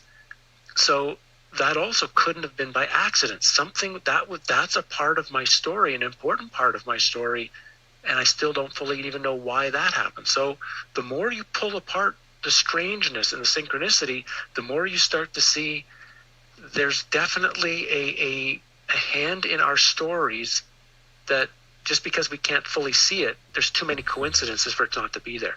Yeah, my dad's name is literally John Smith. It's crazy. All right, where can people find you, Howdie? I'm not going to take you all day. We've been talking an hour and 40 minutes. I know people have stuff to do. Where can people find your book, your website? This has been a great conversation. Like you said, we should do this again. We should. I loved it. It was great. Everyone loved it. People in the chat are loving it. Where can people find you? Yeah. For now, you can get me still. I'm still on YouTube, amazingly. Howdie Mickoski Talks. So that's still going on. I'm also moving things as well over to freevoice.io, but Howdie Mickoski Talks is a good place to go. I've got, you can search my name on Amazon and my 3 books will come up if you're interested in picking one up. The exposition book, it's a revised 2021 edition. That's the one you want. That's the newest one where I talk about as well the expositions in our current world. And then I've got a book of my spiritual journey in the book of ancient Egypt, and my website, which doesn't have anything there at all, but it's useful to have, has the stupid web name, Egyptian-wisdom-revealed.com. Nice. Why I chose that, I don't know. It's still in function, but go to YouTube or go to the book thing, or through my website you can, or my YouTube channel, you can get my email if for some reason you need to get a hold of me, and we can go from there. Awesome, brother. Well, it was a great chat, and we'll have to do it again. Thanks, Owen. It was good to be around, and we'll have to next time have some comedy chats as well. I love it. I so enjoyed your material, just so you know. Like I'm being serious. I really enjoyed your bits. I really enjoyed how you put your material together. It was actually really good stuff. Oh, thanks, man. Appreciate it. All right, brother. Talk soon. Cheers. All right, later. All right, guys. That was Howdie. How great was that? I will now answer the rest of the super chats and read some mail. That was fascinating, right? You see why I just love gravy? I just love gravy. So just ladle that gravy on the biscuits. And then when people are like, oh, how dare you? I'm like, just shut the fuck up. All right, Joan of Arc was from Arcadia, says Out of Autistic. There we go. All right, Cod, hit me with the super chats and I'll read the mail, and then I'll go shovel for the next 5 hours. All right, I watched the streams twice anyway, but it's kind of annoying. Oh, yeah, someone's having a technical problem. Well, we're streaming everywhere. Someone just sent me $10 just to say your mother's pussy. Okay. Mom, that just don't get offended, Mom. No, my mom doesn't care. She's probably like, what the fuck? My mom still watches all my streams. She enjoys them. I'm not going to do any jokes about that, about killing anybody. What is this? Noah was Joan in drag. Burn Bear, that's really weird. Joan was burned at the stake allegedly. Yeah, I don't know about that. I'm not buying. Some people are selling and I'm not buying. A couple letters here. Let me just order these up. God, hit me with the super chats. So what'd you guys think? Did you enjoy the conversation? The chat seemed to really enjoy it. Just something to think about. I know Black Lady Bear is beside herself, realizing that Jesus was probably white. What did God say? Whoa, what are you talking about? What's mind-blowing? What's everyone talking about?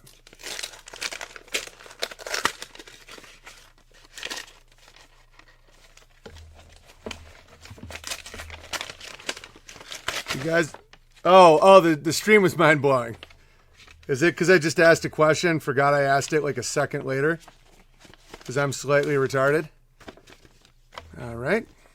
Oh, and by the way, tomorrow, Kevin, my trainer buddy, will be on the stream. 9:30 a.m. Pacific Standard Time. A lot of Gravy Killer chat. I once stayed 3 Shannons in a row. Whoa.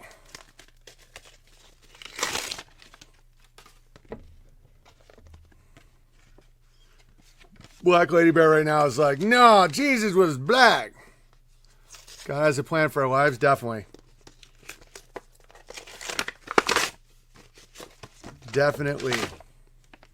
God, you got those super chats or no? You're just going to sit there playing with your little dick.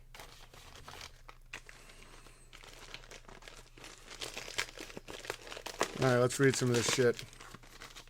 Thank you, everybody, for your... Is this an ad? What is this? Oh, someone sent me a cable. Oh, nice. Howdie should make a Liberty Links. Nice. Dear Owen, Baby Bloomer here. I was BB hooked a few years ago by your joke on helping the bees conquer malaria. Genius. Oh, thanks. That we got to light tiki torches to keep the mosquitoes away from the blacks. I have run an ad agency in New York City for 40 years. When the sniffles freaked out the weaklings in the city, I moved to a small town on the Delaware River. Now looking for land to get my Bertaria independence card, all inspired by you and included Journey. Keep crushing. You have so many more fans than you even know. By the way, your beautiful kids couldn't look more like Amy, and you photoshopped them. I'm gunning now for a world record for the bench press for my age, 65, 220, April complexion. Record is 362, but I'm aiming to crush it at 405. Thus, the name 405 Bear. It's also a highway in Los Angeles. P.S. I've gotten my 20-year-old son into you, and I am grateful for all the life lessons you reveal to him. P.P.S. One of my secrets to fitness and strength is raw goat milk. Again, Owen inspired. Onward. Yeah, you probably also sound like you have insane genetics. I drink a lot of raw goat milk myself, and I can't bench 405, and I'm 6'8", 290. If Jesus was black, it'd be even more of a testament to his character. Black is like white. It doesn't actually mean anything. I think me and Howdie discussed it very well about the stone circles in Norway. About that really showed my point about white and black being illusions. Is they're taking away your power, your nation, your connection to the earth by saying white. Like, what is white? White is blank. White is saying that our culture is whatever Masonic television tells us. MTV. It's what it means. The fucking spaceman on the moon. So that's why I get it. I get loving the whites and distrusting the blacks. But it's an illusion. But it's a fun illusion. Forget all the blah, blah, blah. This is what the public want to see. Hey, thank you. This was a wonderful and joy to share with others. Thank you, Dean Harkness. Absolutely wonderful stream. Thank you, Big Bear, and Happy New Year to you, the family, and the Bears. You as well. That was very nice. God, I know I have super chats from over the weekend. We discussed it in the beginning of the stream. Are you hoarding them, Coddington? Owen of House Bear, slayer of wizards and sire of smiths. Hurricane Bear here, down in the beautiful sunshine state of America's Limp. Whichever you prefer. America's Limp. That's really funny. Real quick. We've been told to seek Jesus. When you do so, I already read that one. Thank you, though, Cod. Getting the other platforms out of the way. Are you drunk today, Kyneton? I'm just kidding. If I sent them all at once, you missed them. That's a good point, Kyneton. Alert the kingdom, aye, for a new son has been born. And this is a mighty one indeed. He entered this realm on the 14th of Oct, And let me tell you, the angels were singing that day. Plus, my crusher of a wife did the entire labor, all natural, giving me a harsh reality check that she crushes harder than I do, could it be? So here's my heterosexual booster to keep me in check. All jokes aside, I married a damn good woman, and I was damn proud of her that day. Indeed. I've been trying to get this letter out for several weeks now. Let me just read the next Coddington one. Thanks for another year of gravy and laughter. Life just keeps getting better. Onward. Indeed, Breathing Bear. And we named it the Year of the Beautiful, which I like, but it's also the Year of the Synchronicity. I don't know if we're allowed to change our year, but I think this year we're going to see a lot of beauty and a lot of synchronicity, like a lot of mind-blowing connections being made. I've been trying to get... But you know how it is with a wee little babe. Indeed. Oh, here's all the stupid chats. Thank you, Kyneton. Especially when it's your first and it's the holidays. It's the days of holly. Whoa, that's what that means. Holly days, the days of holly. Hollywood. I always knew why I don't like the holidays. As it stands now, my main prior is simply getting enough sleep to make it to and from work each day with enough spare energy to crush when I get home. Some days are better than others, but still we couldn't be happier. I may have mentioned before in a previous let, but my son is the fifth of his name. He bears not only my name, but my father's name, my grandfather's name, and even my great-grandfather's name. It was a legacy I had little choice but to continue. Indeed. Thus far, we have refused all vaccine offers, and the only repercussion faced were receiving demeaning, shameful, and confusing looks from the doctors. They always ask if we would like to talk about it, to which we kindly reply, no.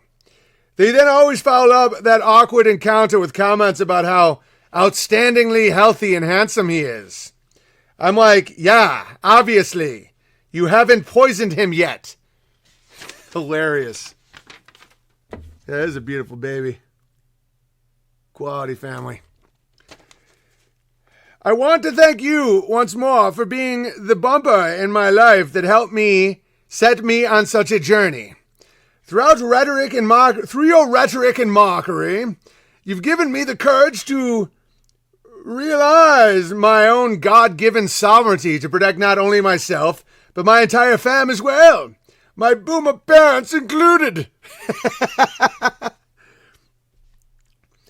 That is what my name means after all, protector.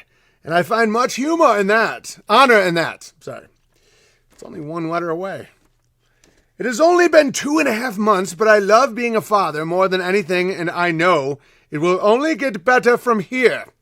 We plan on many more children in due time, but for now, one is good enough to teach us the ropes for those to follow. Yeah, each one gets easier. They just take care of each other. It's hilarious. Congrats to you and Aim on your fourth son. May he be born with thunderous applause upon joining the ranks of the infamous Smith boys of northern Idaho. Oh, and congrats to Coddington on as well as the birth of his little girl. We are crushing. Until next time, William. Me and my son's middle name is Frederick. You are right. It is a strong name. It is. That's awesome. Oh, you typed it too. I like reading the handwriting now. It's fun. All right. Now let me read some of these chats of super. Thank you all very much. Wow, some of these are fucking legendary. Deep Blue Sea Bear. Hey, Owen, I didn't fall for the gay for pay hierarchy test scam. Gay for pay. But it's becoming increasingly difficult to keep my balance while working on boats due to these pesky wheels growing on my feet. Long overdue booster is obviously needed. Thanks for everything you do, making the days away from the family entertaining. Onward. That was beautiful, man. I'm glad I could help. Happy New Year, Big Bear. You as well. Darren says, Sunday, January 2nd, Big Bear, I laughed so hard when you broke the spells of the popular Christmas song. I'm so happy you didn't ruin Dance of the Sugar Plum Fairy. Oh, fuck, I need a booster for Lauder Bear. Very generous one out of Fargo, Bear, man. I hope that doesn't just go right to the casino in Coddington's half, but he's a grown-up. Thank you for all the comedy and gravy and spell breaking. Need some suggestions. Getting frustrated with our baby boomer in-laws.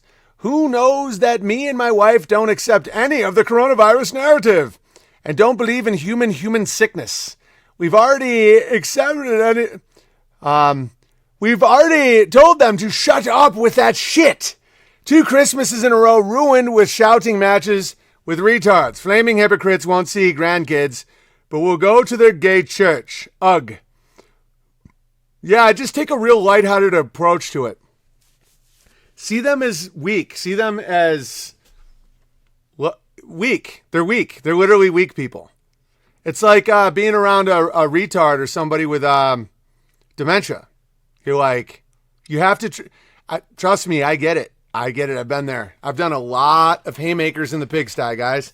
Not afraid to fight the weak. But I'm telling you, they're hurting themselves more than they could hurt you, and just treat them like they're retarded, because they literally are retarded. Toronto Drew Bear says, "Howdy, thanks for your great content. You made a fan of Donnie Darko.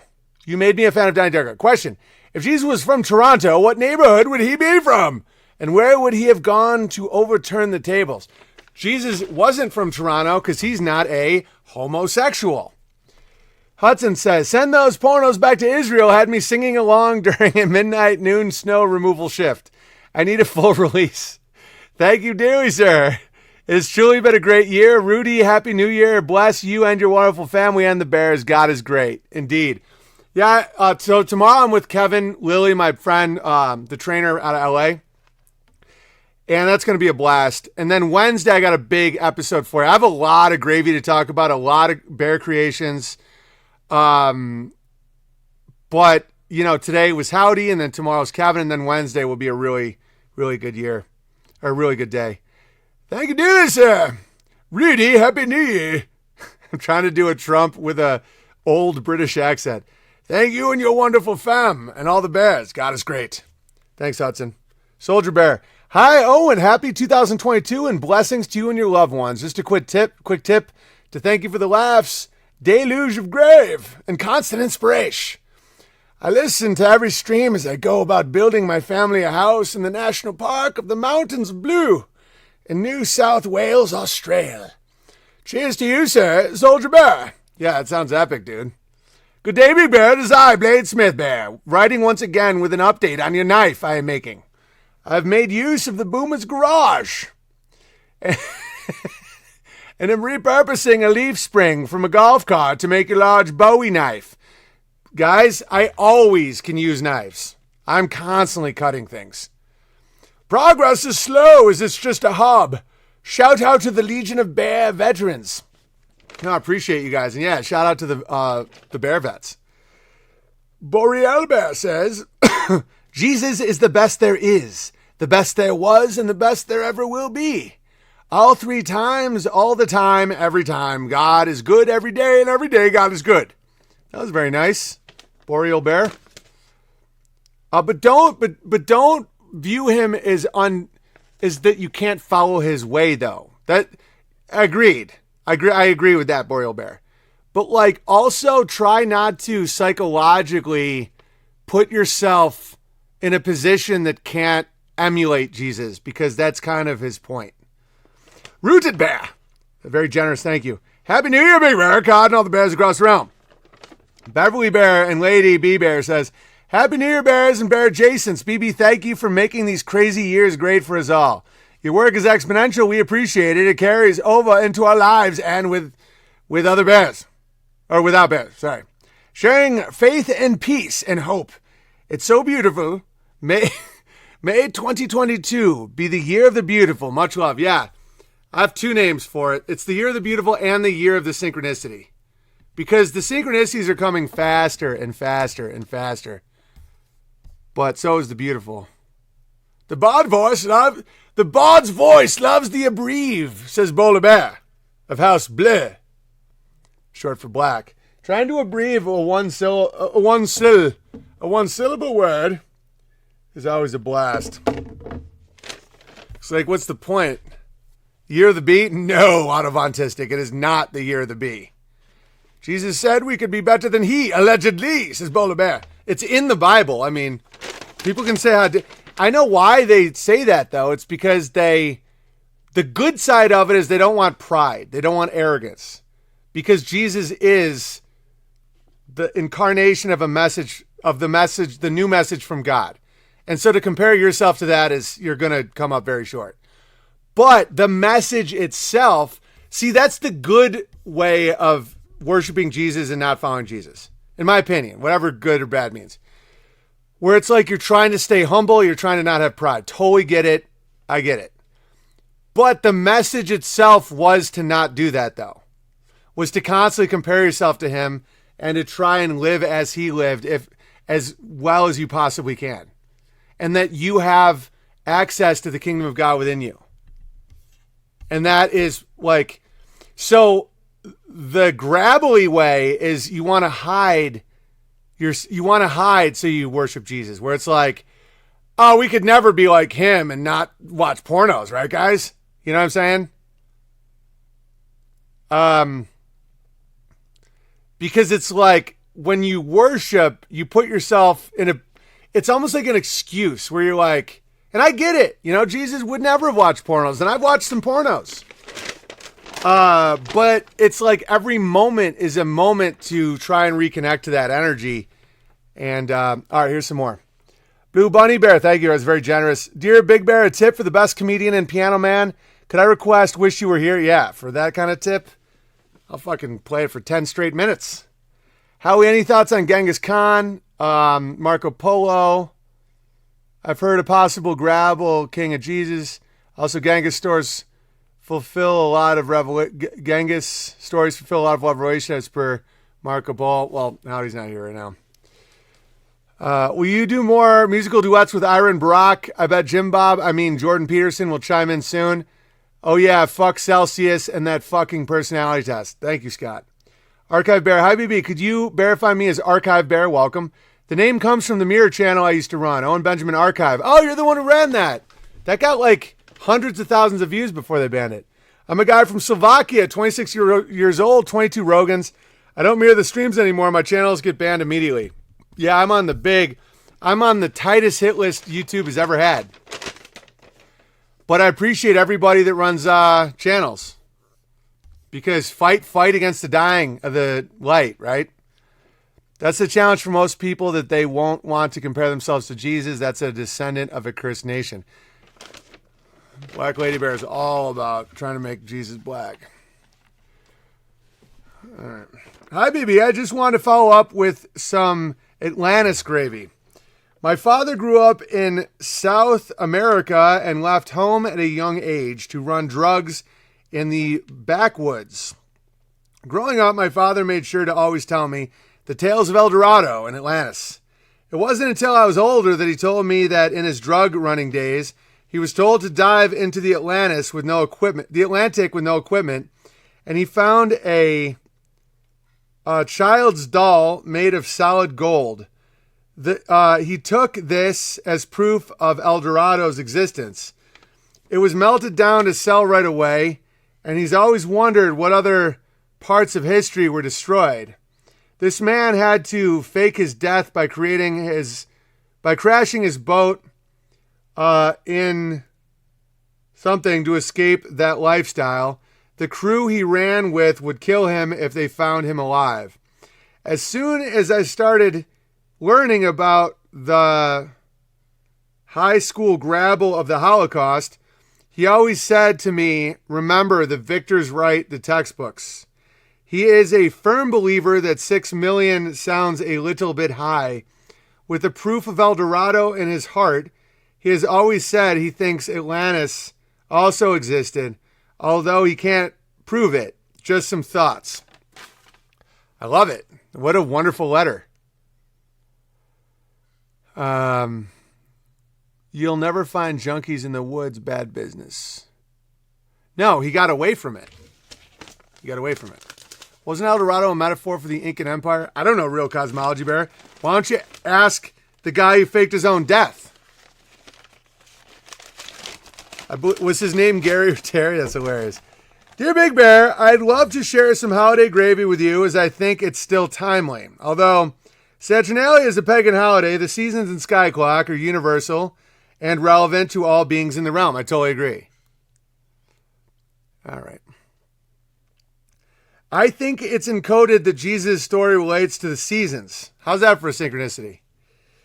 With the winter solstice, we see shorter, darker days and a sense of dread as the sun reaches its lowest point before, yeah, I've talked about that. It makes sense to associate the time with the Jesus' birth, but his death and resurrection, just as the sun sun doesn't actually die and reappear. I don't believe Jesus could truly be killed. He rose to a higher state of consciousness. Yeah, I believe that as well. And being, yeah, I don't think, yeah. Transcending what we consider life and death. Yeah, 100%. He did this willfully through his understanding of God's law to show us it was possible. 100%. Now the sun is rising. We have rising for hope. However, it is still winter and there are challenging times ahead before spring. Spring is the time for abundance and new beginnings, which I associate not with resurrection, but with the second coming and the new kingdom. Yeah, I mean, it's way more logical, right? I'm a smart ass, don't mind me, says Burn Bear. Nobody listens to you, Burn Bear. This could also be the true reason why our current calendar doesn't start in spring, which seems to make sense. Our year begins shortly after the sun begins to rise again from its lowest part in the winter, as that represents our current stage in this spiritual course of events. Yeah, the birth, December 25th is the first day of the year the sun starts rising in the horizon during sunset and sunrise. That's not a coincidence. You could continue with this theme, and then Jesus is the incarnation of that truth. So, see, the mistake I think people can make is to say it's one or the other. That it's like, it's either Jesus or it's both. Things can exist layering on top of each other. And just for the record, I never went inside. I never went in, like, actually right next to the stones of Stonehenge. I was just making a point that I was in the region because we were like kind of, we were like going there to like do sightseeing, and I just wasn't feeling it. And I was like, this place sucks. There's no energy here. It's a tourist trap. And that was pretty much it. So I didn't want to break his flow, but just for the record, so that nobody thinks something about me that isn't true, I never walked through those doors and walked around Stonehenge. I was just there, and I thought it sucked. I was like, everything about this is gay. Just for the record, I didn't feel the need to break Howdie's flow in that situation, but I don't want people thinking anything that isn't true about me. All right, anyway, like I've never walked around Stonehenge, but the region is completely like not, it doesn't vibe like anything important to the point where I thought it was like tedious and ridiculous. All right, here's some gravy. What if that started when Jesus came here? The three king stars were put in place to signify his story in the same way. Oh, that's interesting, Carrington. I think the fundamental flaw in Christianity is the name. If your practice is to idolize Christ, the teacher, and not serve God the Father, Christmas is idolatry. For those, Christmas is naked satanic consumerism or idolizing their loved ones. Both are harmful. However, if you look at Christmas as the winter solstice as a reminder that there is hope, hope is rising as dark. That's exactly how I do it. That's so cool. As hope is rising, as dark and difficult as things may seem, there is clearly still a path. It is quite literally reflected in the heavens if you're willing to just look up and see it. 100%. That's how I view Christmas. I celebrate Christmas not as this idolatry of consumerism or false history, but like what it actually is. In the dead of winter, it's a light of hope that the sun is returning. And I dig it. I'm fucking into it. And anybody that doesn't farm in the north might not understand how epic it feels. All right. P.S. Have you ever played the pipe organ? How dare you accuse me of being gay? Oh, you mean the instrument? Yeah. Maybe you'll have one at... Not like one of those epic church ones, but I played a pipe organ. Maybe you'll have one at Ursa Castle. On that note, I'd love to hear you give Arcade Fire's Intervention a try. If not that, maybe Neighborhood 1. It's one of my favorite songs ever. Either way, much love to you and the family, and stay strong in the face of delicious brownies. Under the Tree Bear, you know me. That's my real fight right now is brownies. I still haven't had a dessert. My weight loss is stop. It's like now just hovering. I was crushing and now I'm like, but I won't allow myself to go back to cookies and brownies. I just won't do it. I'm fucking sticking with this. But my whole, the euphoria I was feeling before is gone. PPS, I always thought the Israel referred to all those on the path and serving God. Nothing to do with blood, soul, or borders. I like that. Yeah, Israel is the Israel. It's like, I think that means of God or some shit. I don't know. Yeah, it's like, if you're good to the people serving God, God will be good to you. I think that's what that means. To bless Israel. All right. The meat flute, says Denmark Bear. Jesus, get your head out of that fucking gutter today, Denmark Bear. All right.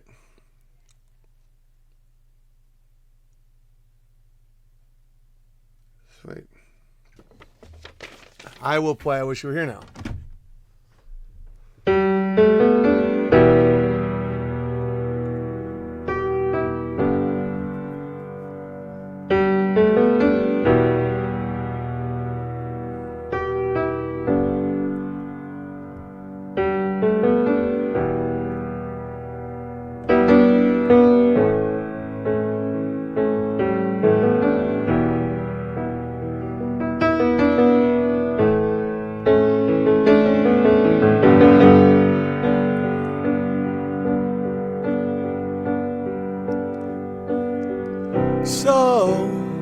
So you think you can tell heaven from hell, blue skies from pain? Can you tell a green field from a cold steel rail, a smile from a veil? Do you think you can tell? Did they get you to trade your heroes for gold? Hot ashes for trees, hot air for a cool breeze, cold comfort for change. Did you exchange a walk-on part in the war for a lead role in a cage?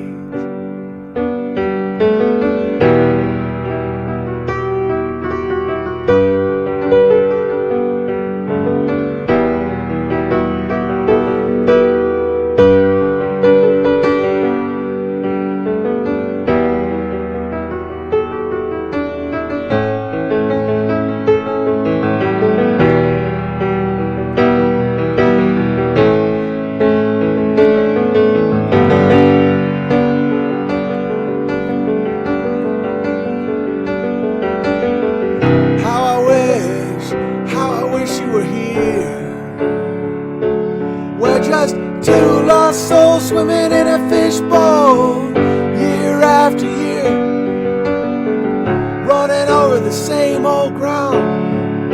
Have we found same old fear? Wish you were here.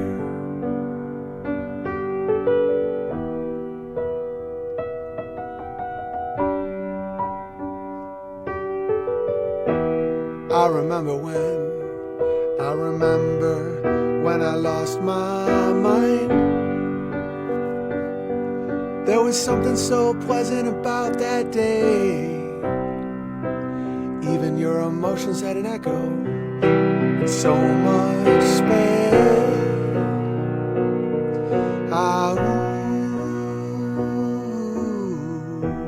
When you're out there without care, I was out of touch.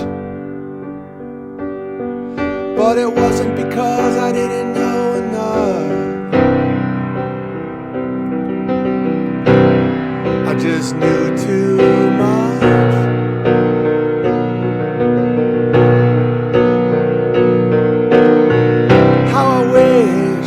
How I wish you were here.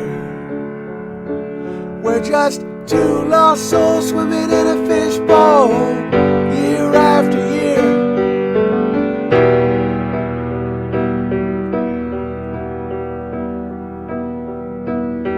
Come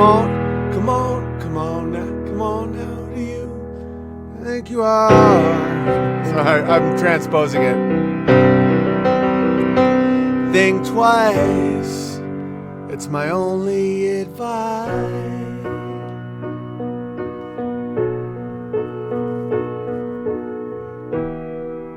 Ever since I was little, it looked like fun.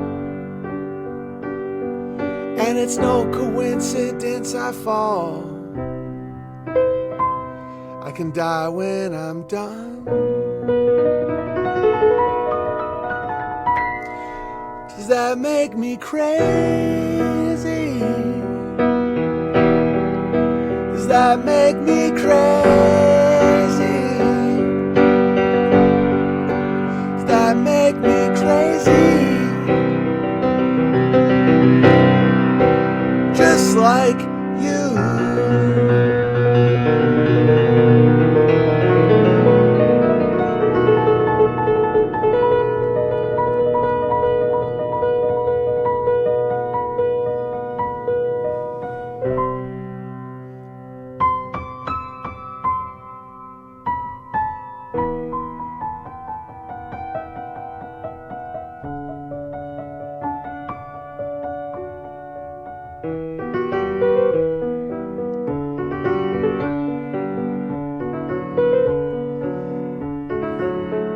This song's dedicated to George Floyd.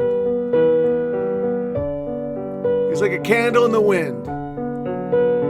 Everybody misses you, George. I even named my dog after you, George. 3 years before you were brutally killed. Sorry. Every time I hear this song, I just think of that candle in the wind. George Floyd.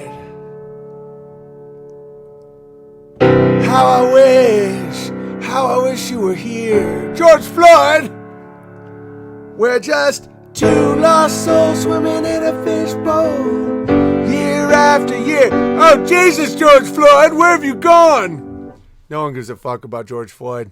No one ever did. It was all a joke. All right, that's going to do it for me today. Much love to Howdie Mickoski. Great conversation. I got through all my letters except one. I will read that tomorrow. Year of the Floyd. No, I like it though, autobontistic. But then everyone's like, oh, George Floyd. I fucking can't stand hearing the name. Fun story this group will appreciate. I got to show a friend some Flat Earth revelations. Got the ball rolling for them and closed our YouTube session with BB Rocket vid. So rewarding when someone will simply listen, question, and be open-minded to those considerations. Good point. 2021 was dedicated to George Floyd. Oh my God. They would have had to make an extra mask just for that big mouth of his. Just always running his mouth. All right. Any final super chats, Kyneton? EntropyStream.live/app/Owen Benjamin Comedy. So guys, super chat any fitness or health questions you'd like for tomorrow for my friend Kevin. EntropyStream.live/app/Owen Benjamin Comedy. We're going to have an awesome chat with Kev. He's the man. Knows everything there is to know about the human body, nutrition, fitness, crushing. I mean, the dude gets it. God, hit me with the final super chat. I'm on it.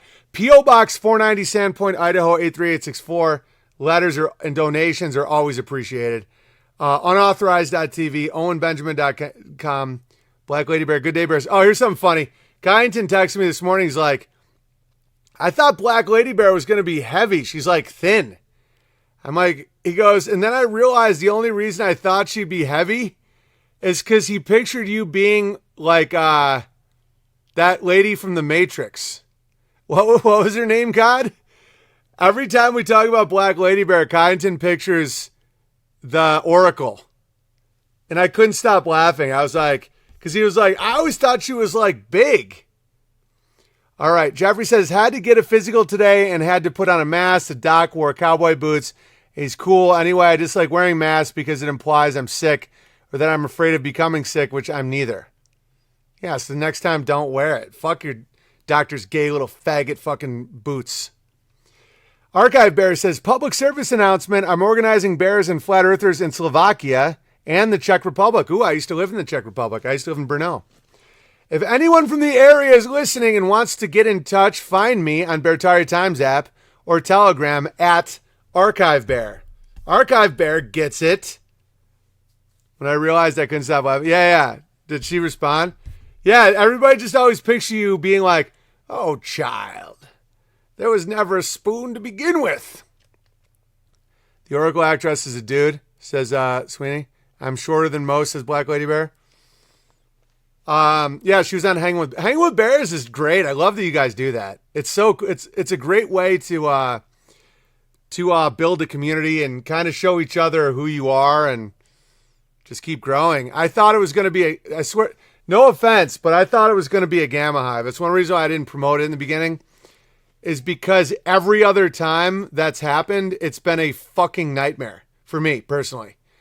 But I think our group got just so much higher quality, and like over time, we just weeded out the gammas. And maybe I'm doing a better job now or something. I'm going to take credit on some level, but it's great. It's not remotely gamma, or it's just based community building, therapeutic, funny.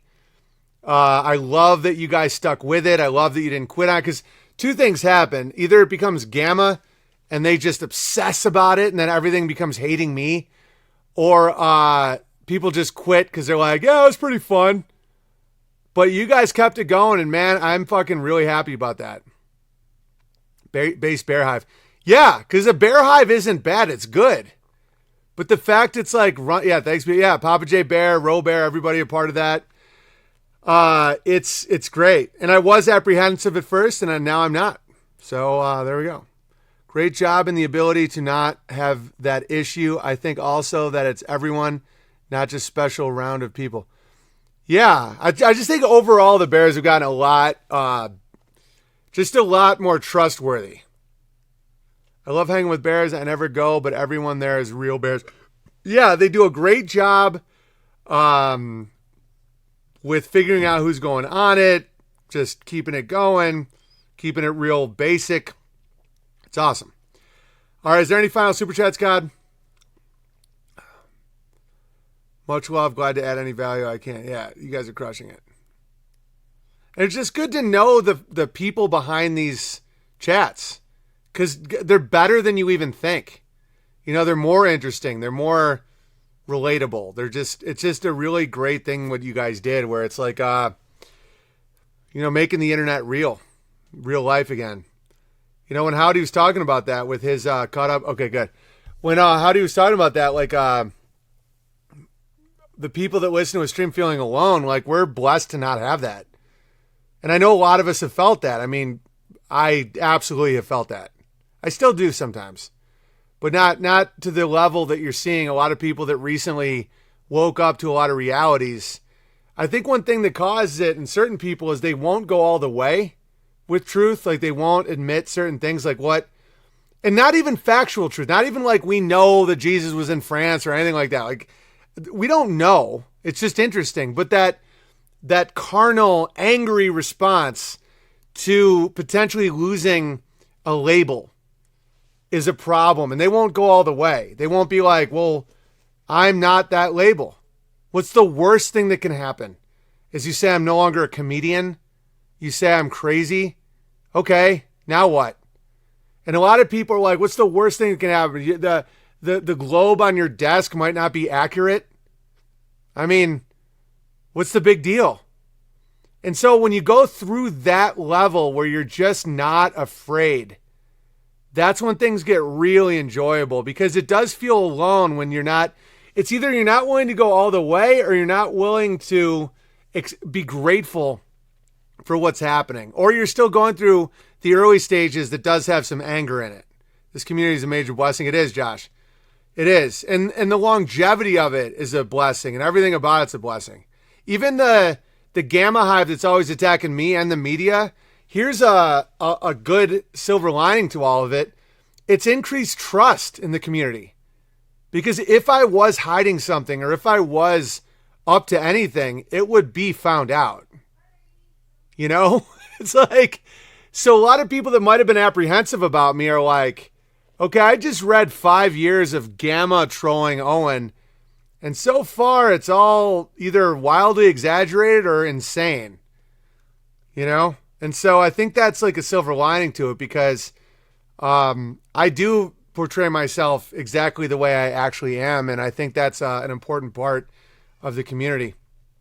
For all my faults as well, you know? It's not just a one-way thing. It's not like, oh, I'm just so honest, so everything's always great.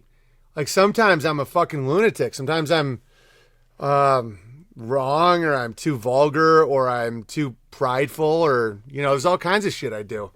But I think the overall is good for the community building. Just to not have that layer of branding bullshit. It might be almost retarded that I'm so open. I mean, who knows? I don't know. Yes, any stressors only serve to solidify the community. Yeah. They forgot it's been years now. Years. And all the claims never come true. You know, like there's a new claim. Oh, the magazine's never going to come out. That's a new gamma hive that's been reported to me. I don't go to these places, but people write to me and be like, oh, the new narrative is that the magazine's a scam and it's never coming out. Okay, when it does come out, which it obviously will, they'll just stop saying that. And then they'll go on to the next thing and the next thing. And then if you go back and reread all of it, it's just crazy. They bat zero. They bat 0%.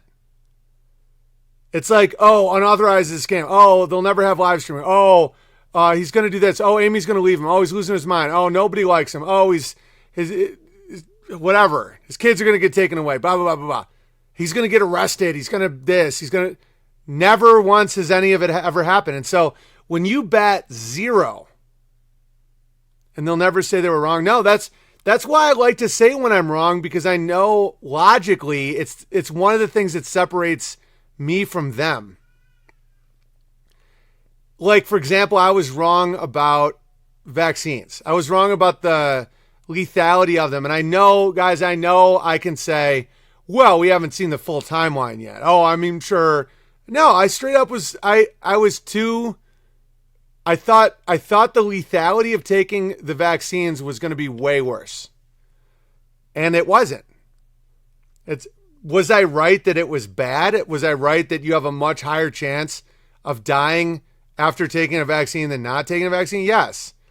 But I thought it was going to be like really bad, and it's just not.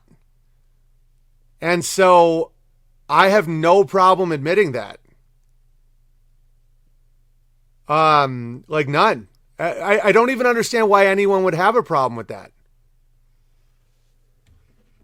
Because that is a pretty major thing to be wrong about. I mean, there was a point in this COVID narrative where I thought that if you got the vaccine, your days were numbered, like within the year. I really thought that. And it's just not true. You know, it doesn't help you, obviously. Like, statistically, there's no benefit to taking it, and there is health risks and death. But I thought it was going to be way crazier. And so one of the reasons why I have such loyalty and I have such a clear mind is it's not garbage in, garbage out. I'm not a gamma. So I'm like, okay, dude, I readjust that. And if anybody's like, well, you said, I'm like, oh, I know, I was wrong. And they're like, well, yeah. I'm like, how are more people not able to admit that? It's amazing how unable they were just to take a moment and wonder, am I the bad guy here? It's unbelievably crazy how they do that. Like, and they're like, oh, you go to Joe Rogan. Joe Rogan had me on his show 3 times in a year to gatekeep me and start a narrative to get me kicked off Twitter. Okay, that's a personal situation. These are people that listen to me and then their feelings get hurt. And I don't even hate Joe Rogan. I don't try to ruin his life or go into his personal life. I'm just humorously mock him so people don't idolize him and then go down the wrong road with him.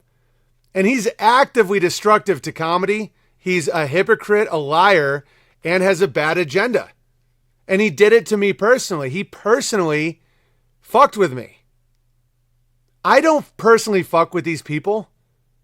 It's like, oh, you had me believing in you, and then you said we didn't go to the moon, and now I have to destroy you. And I'm like, what? I never have done that. I've never listened to somebody. I disagree with half the shit Paul from Pockets of the Future says. Half, literally. I don't think nuclear bombs are real. I don't think that people can catch illness, but that doesn't matter. I like him. I value his content. I would never troll him. I would never try to make people think he's a bad person. I actually recommend his stream because I think it's great. That's a perfect example of I'm a fan of Paul from Pockets of the Future. I listen to his streams. I recommend his streams. I think they're one of the few good streams left on YouTube. But what about, sometimes he says shit and I'm like, I literally believe the exact opposite, but I don't judge him for it. And I don't try to hurt him for it. And I don't try to change his mind. He's expressly told people that he's not a complaint. He doesn't have a complaint department and he doesn't want to hear it from any of us. So no problem. And he's also super funny. You're never going to find this narcissistic replication of yourself everywhere you look. I will be wrong at times, so don't idolize me. You will disagree with me at times, so don't hold me to have to be your clone. He's a good guy. Blatantly a good guy. Funny. I like his truth. He's got some old school truther vibes and stuff, and it's and I dig it. And he's put in the time, and I think he's honest.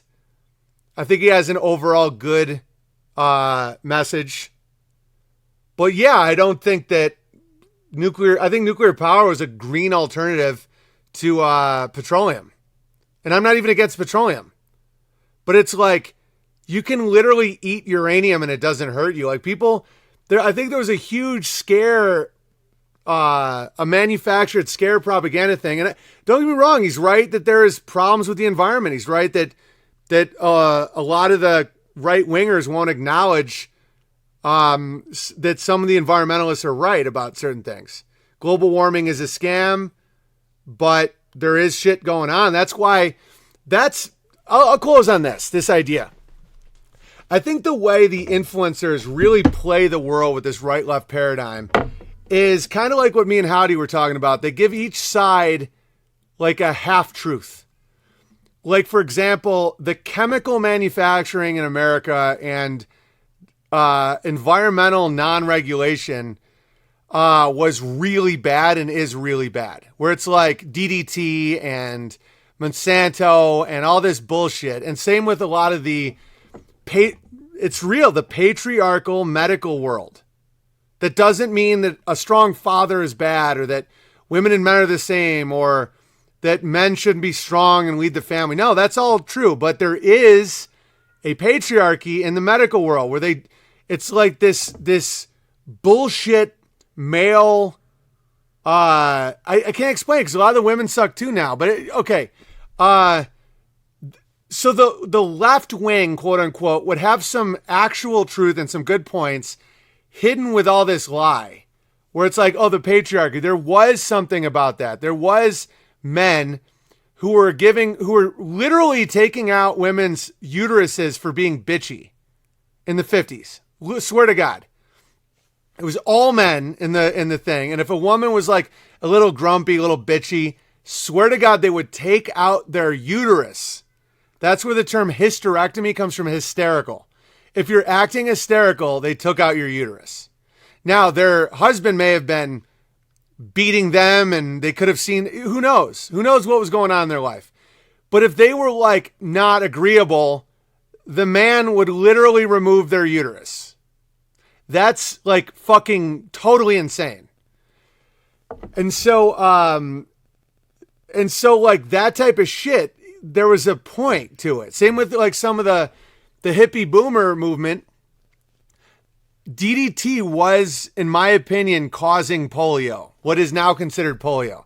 The DuPont chemical manufacturing, all this shit, those giant nets they use in the oceans to kill every fucking thing to get fish for your plate for $1 or whatever is really bad for the oceans. You know, Monsanto is really bad. So anyway, they'll take a truth in that wing, and then they, you know, the abortion and the fucking all the communism and all the nonsense that they put in the left wing. That's how they hide the reality. So that's why you have the right winger reacting to the left wing, being like, "You guys are a bunch of fucking idiots." All this stuff. There's no global warming. The truth is, the global warming narrative is a spell to consolidate power, and it's not based on anything factual. So the right wing has a right to say, you guys don't understand how power works. You want to overregulate oil. A bunch of people will die. Your bullshit green energy doesn't work. All that. There is truth though that fracking does fuck up water and all that. It's like they always hide it like that. So then the left wing will see the right winger being like, you want to pollute our rivers for money. And the right winger says, you want everyone to die for a false virtue. And so that's the lie impasse. And so that's why there is a false binary where they get people to both believe in half-truths. And right now the left is way worse than the right because the left has power, and power corrupts. Not absolutely, though. Some people are not corrupted by power. Swear to God, I don't think I'm corrupted by power. Swear to God. Oh, how dare. I've been given a lot of power in my life, and I wasn't corrupted by it. There's certain personality types that aren't corrupted by power. I walked away from power. I walked away from influence. I've literally done it publicly. It's like, it doesn't, because I know it's false power. I know where it comes from. But anyway, so back then there was some real problems in the patriarchal medical world. You know, they were getting rid of all herbalists, all female healers. They were literally like killing people and shit. And then the wars were all bullshit, total bullshit wars, and the chemical stuff, the environmental stuff. Those were all valid points. So then what happens is the liberals get the power and show you how awful they really are. So now they're going to try to make your kids gay. Literally, they're going to be even worse with Monsanto and chemicals. Literally worse. Pushing a vegan agenda, demonizing animal husbandry, like leftist, like the nanny state, demonizing any masculine behavior, putting little boys on pills. Mommy knows best. The pill state. Like, you're seeing the tyrannical feminine emerge, and it's worse than it was before. So now you got people like us, the truthers, that are, you know, oppressed for our ability to tell the truth. We're demonized and all that, but it will swing. 100% it'll swing. And so we will get the power again. And then the question is, what's that going to look like? Are you going to want to execute everybody that fucking ever popped a pill? You know what I'm saying? It's like, you have to be against the behavior, not the team. The behavior that's bad is because of the flaws in my internal world, you have to act the way I'm telling you to act, or else I'm going to kill you or silence you. That's the problem. And no matter who does it, that's why you have to appeal to a higher metaphysical standard. I am for silencing people. I am for executing certain people. But it isn't because of my internal world. It's because of God's law. And God's law is like, and I know that, like, for example, Paul's heartfulness meditation. I'm into his personal connection to God. I think it's a good thing. But when you're running a society or a civilization, if you want running water and all that shit, you have to kind of have a code of laws for human behavior. And it has to be based on something tangible and outside of our subjective beliefs. It's very hard. You know, like for me, it'd be like a guy who kidnaps and rapes a kid, chop his head off, right? That's my opinion. It's not me projecting. It's not me because of my insecurities or because I want to control other people. There's certain behavior when you're running a nation or a civilization, whatever, where like, if you do this, you're dead. Or you can't say this certain thing publicly. I'm fine with that. But it can't be based on me or my insecurities and all that. You understand? It's like the pattern of behavior that seems really destructive is like, we're against the powers that be because they're doing bad things. The powers that be are doing bad things, but when they're replaced by the underdogs appear to do even worse things. That seems to be the problem. Like the medical world is worse now than it was before. I know if a woman's bitchy, taking her uterus is bad, but 80 vaccines to a baby? Like, look at what it's become. The pharmaceutical emotion control complex that's emerged is so much worse than taking some 40-year-old woman's uterus because she's bitchy. That, I believe that's obviously crazy, but like Zoloft and SSRIs or whatever, and giving a 5-year-old boy Adderall because he wants to play, like way worse. That's the tyrannical feminine. That's why the tyrannical feminine is worse than the tyrannical masculine, because the feminine should never rule. The masculine is the ruling energy. The tyrannical masculine can be very bad and unfair and greedy and violent and but the tyrannical feminine destroys the entire nature of civilization itself and makes it impossible to recorrect.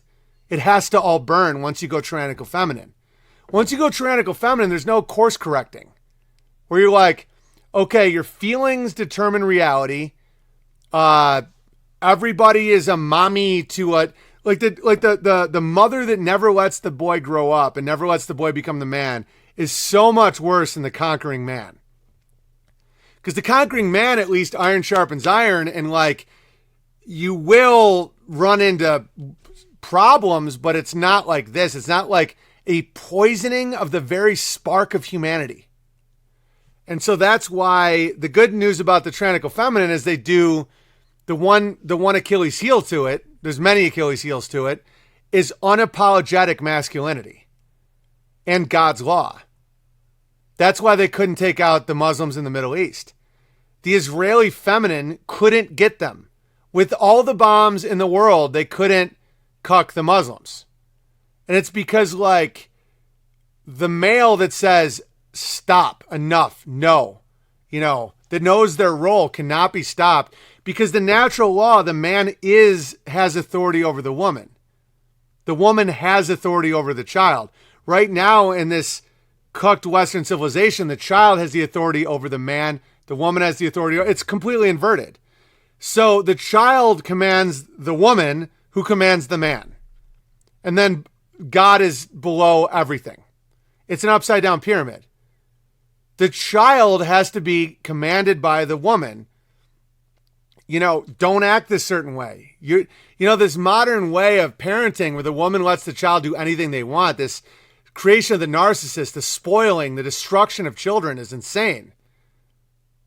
All right. Uncucked muzzies somewhat. Yeah. That's why I say the only mask you need is masculinity. Wow, that's really good, Burn Bear. Do you put it on your Pinterest account? Unbelievable. All right. So that's going to do it for me today. Much love to Howdie Mickoski.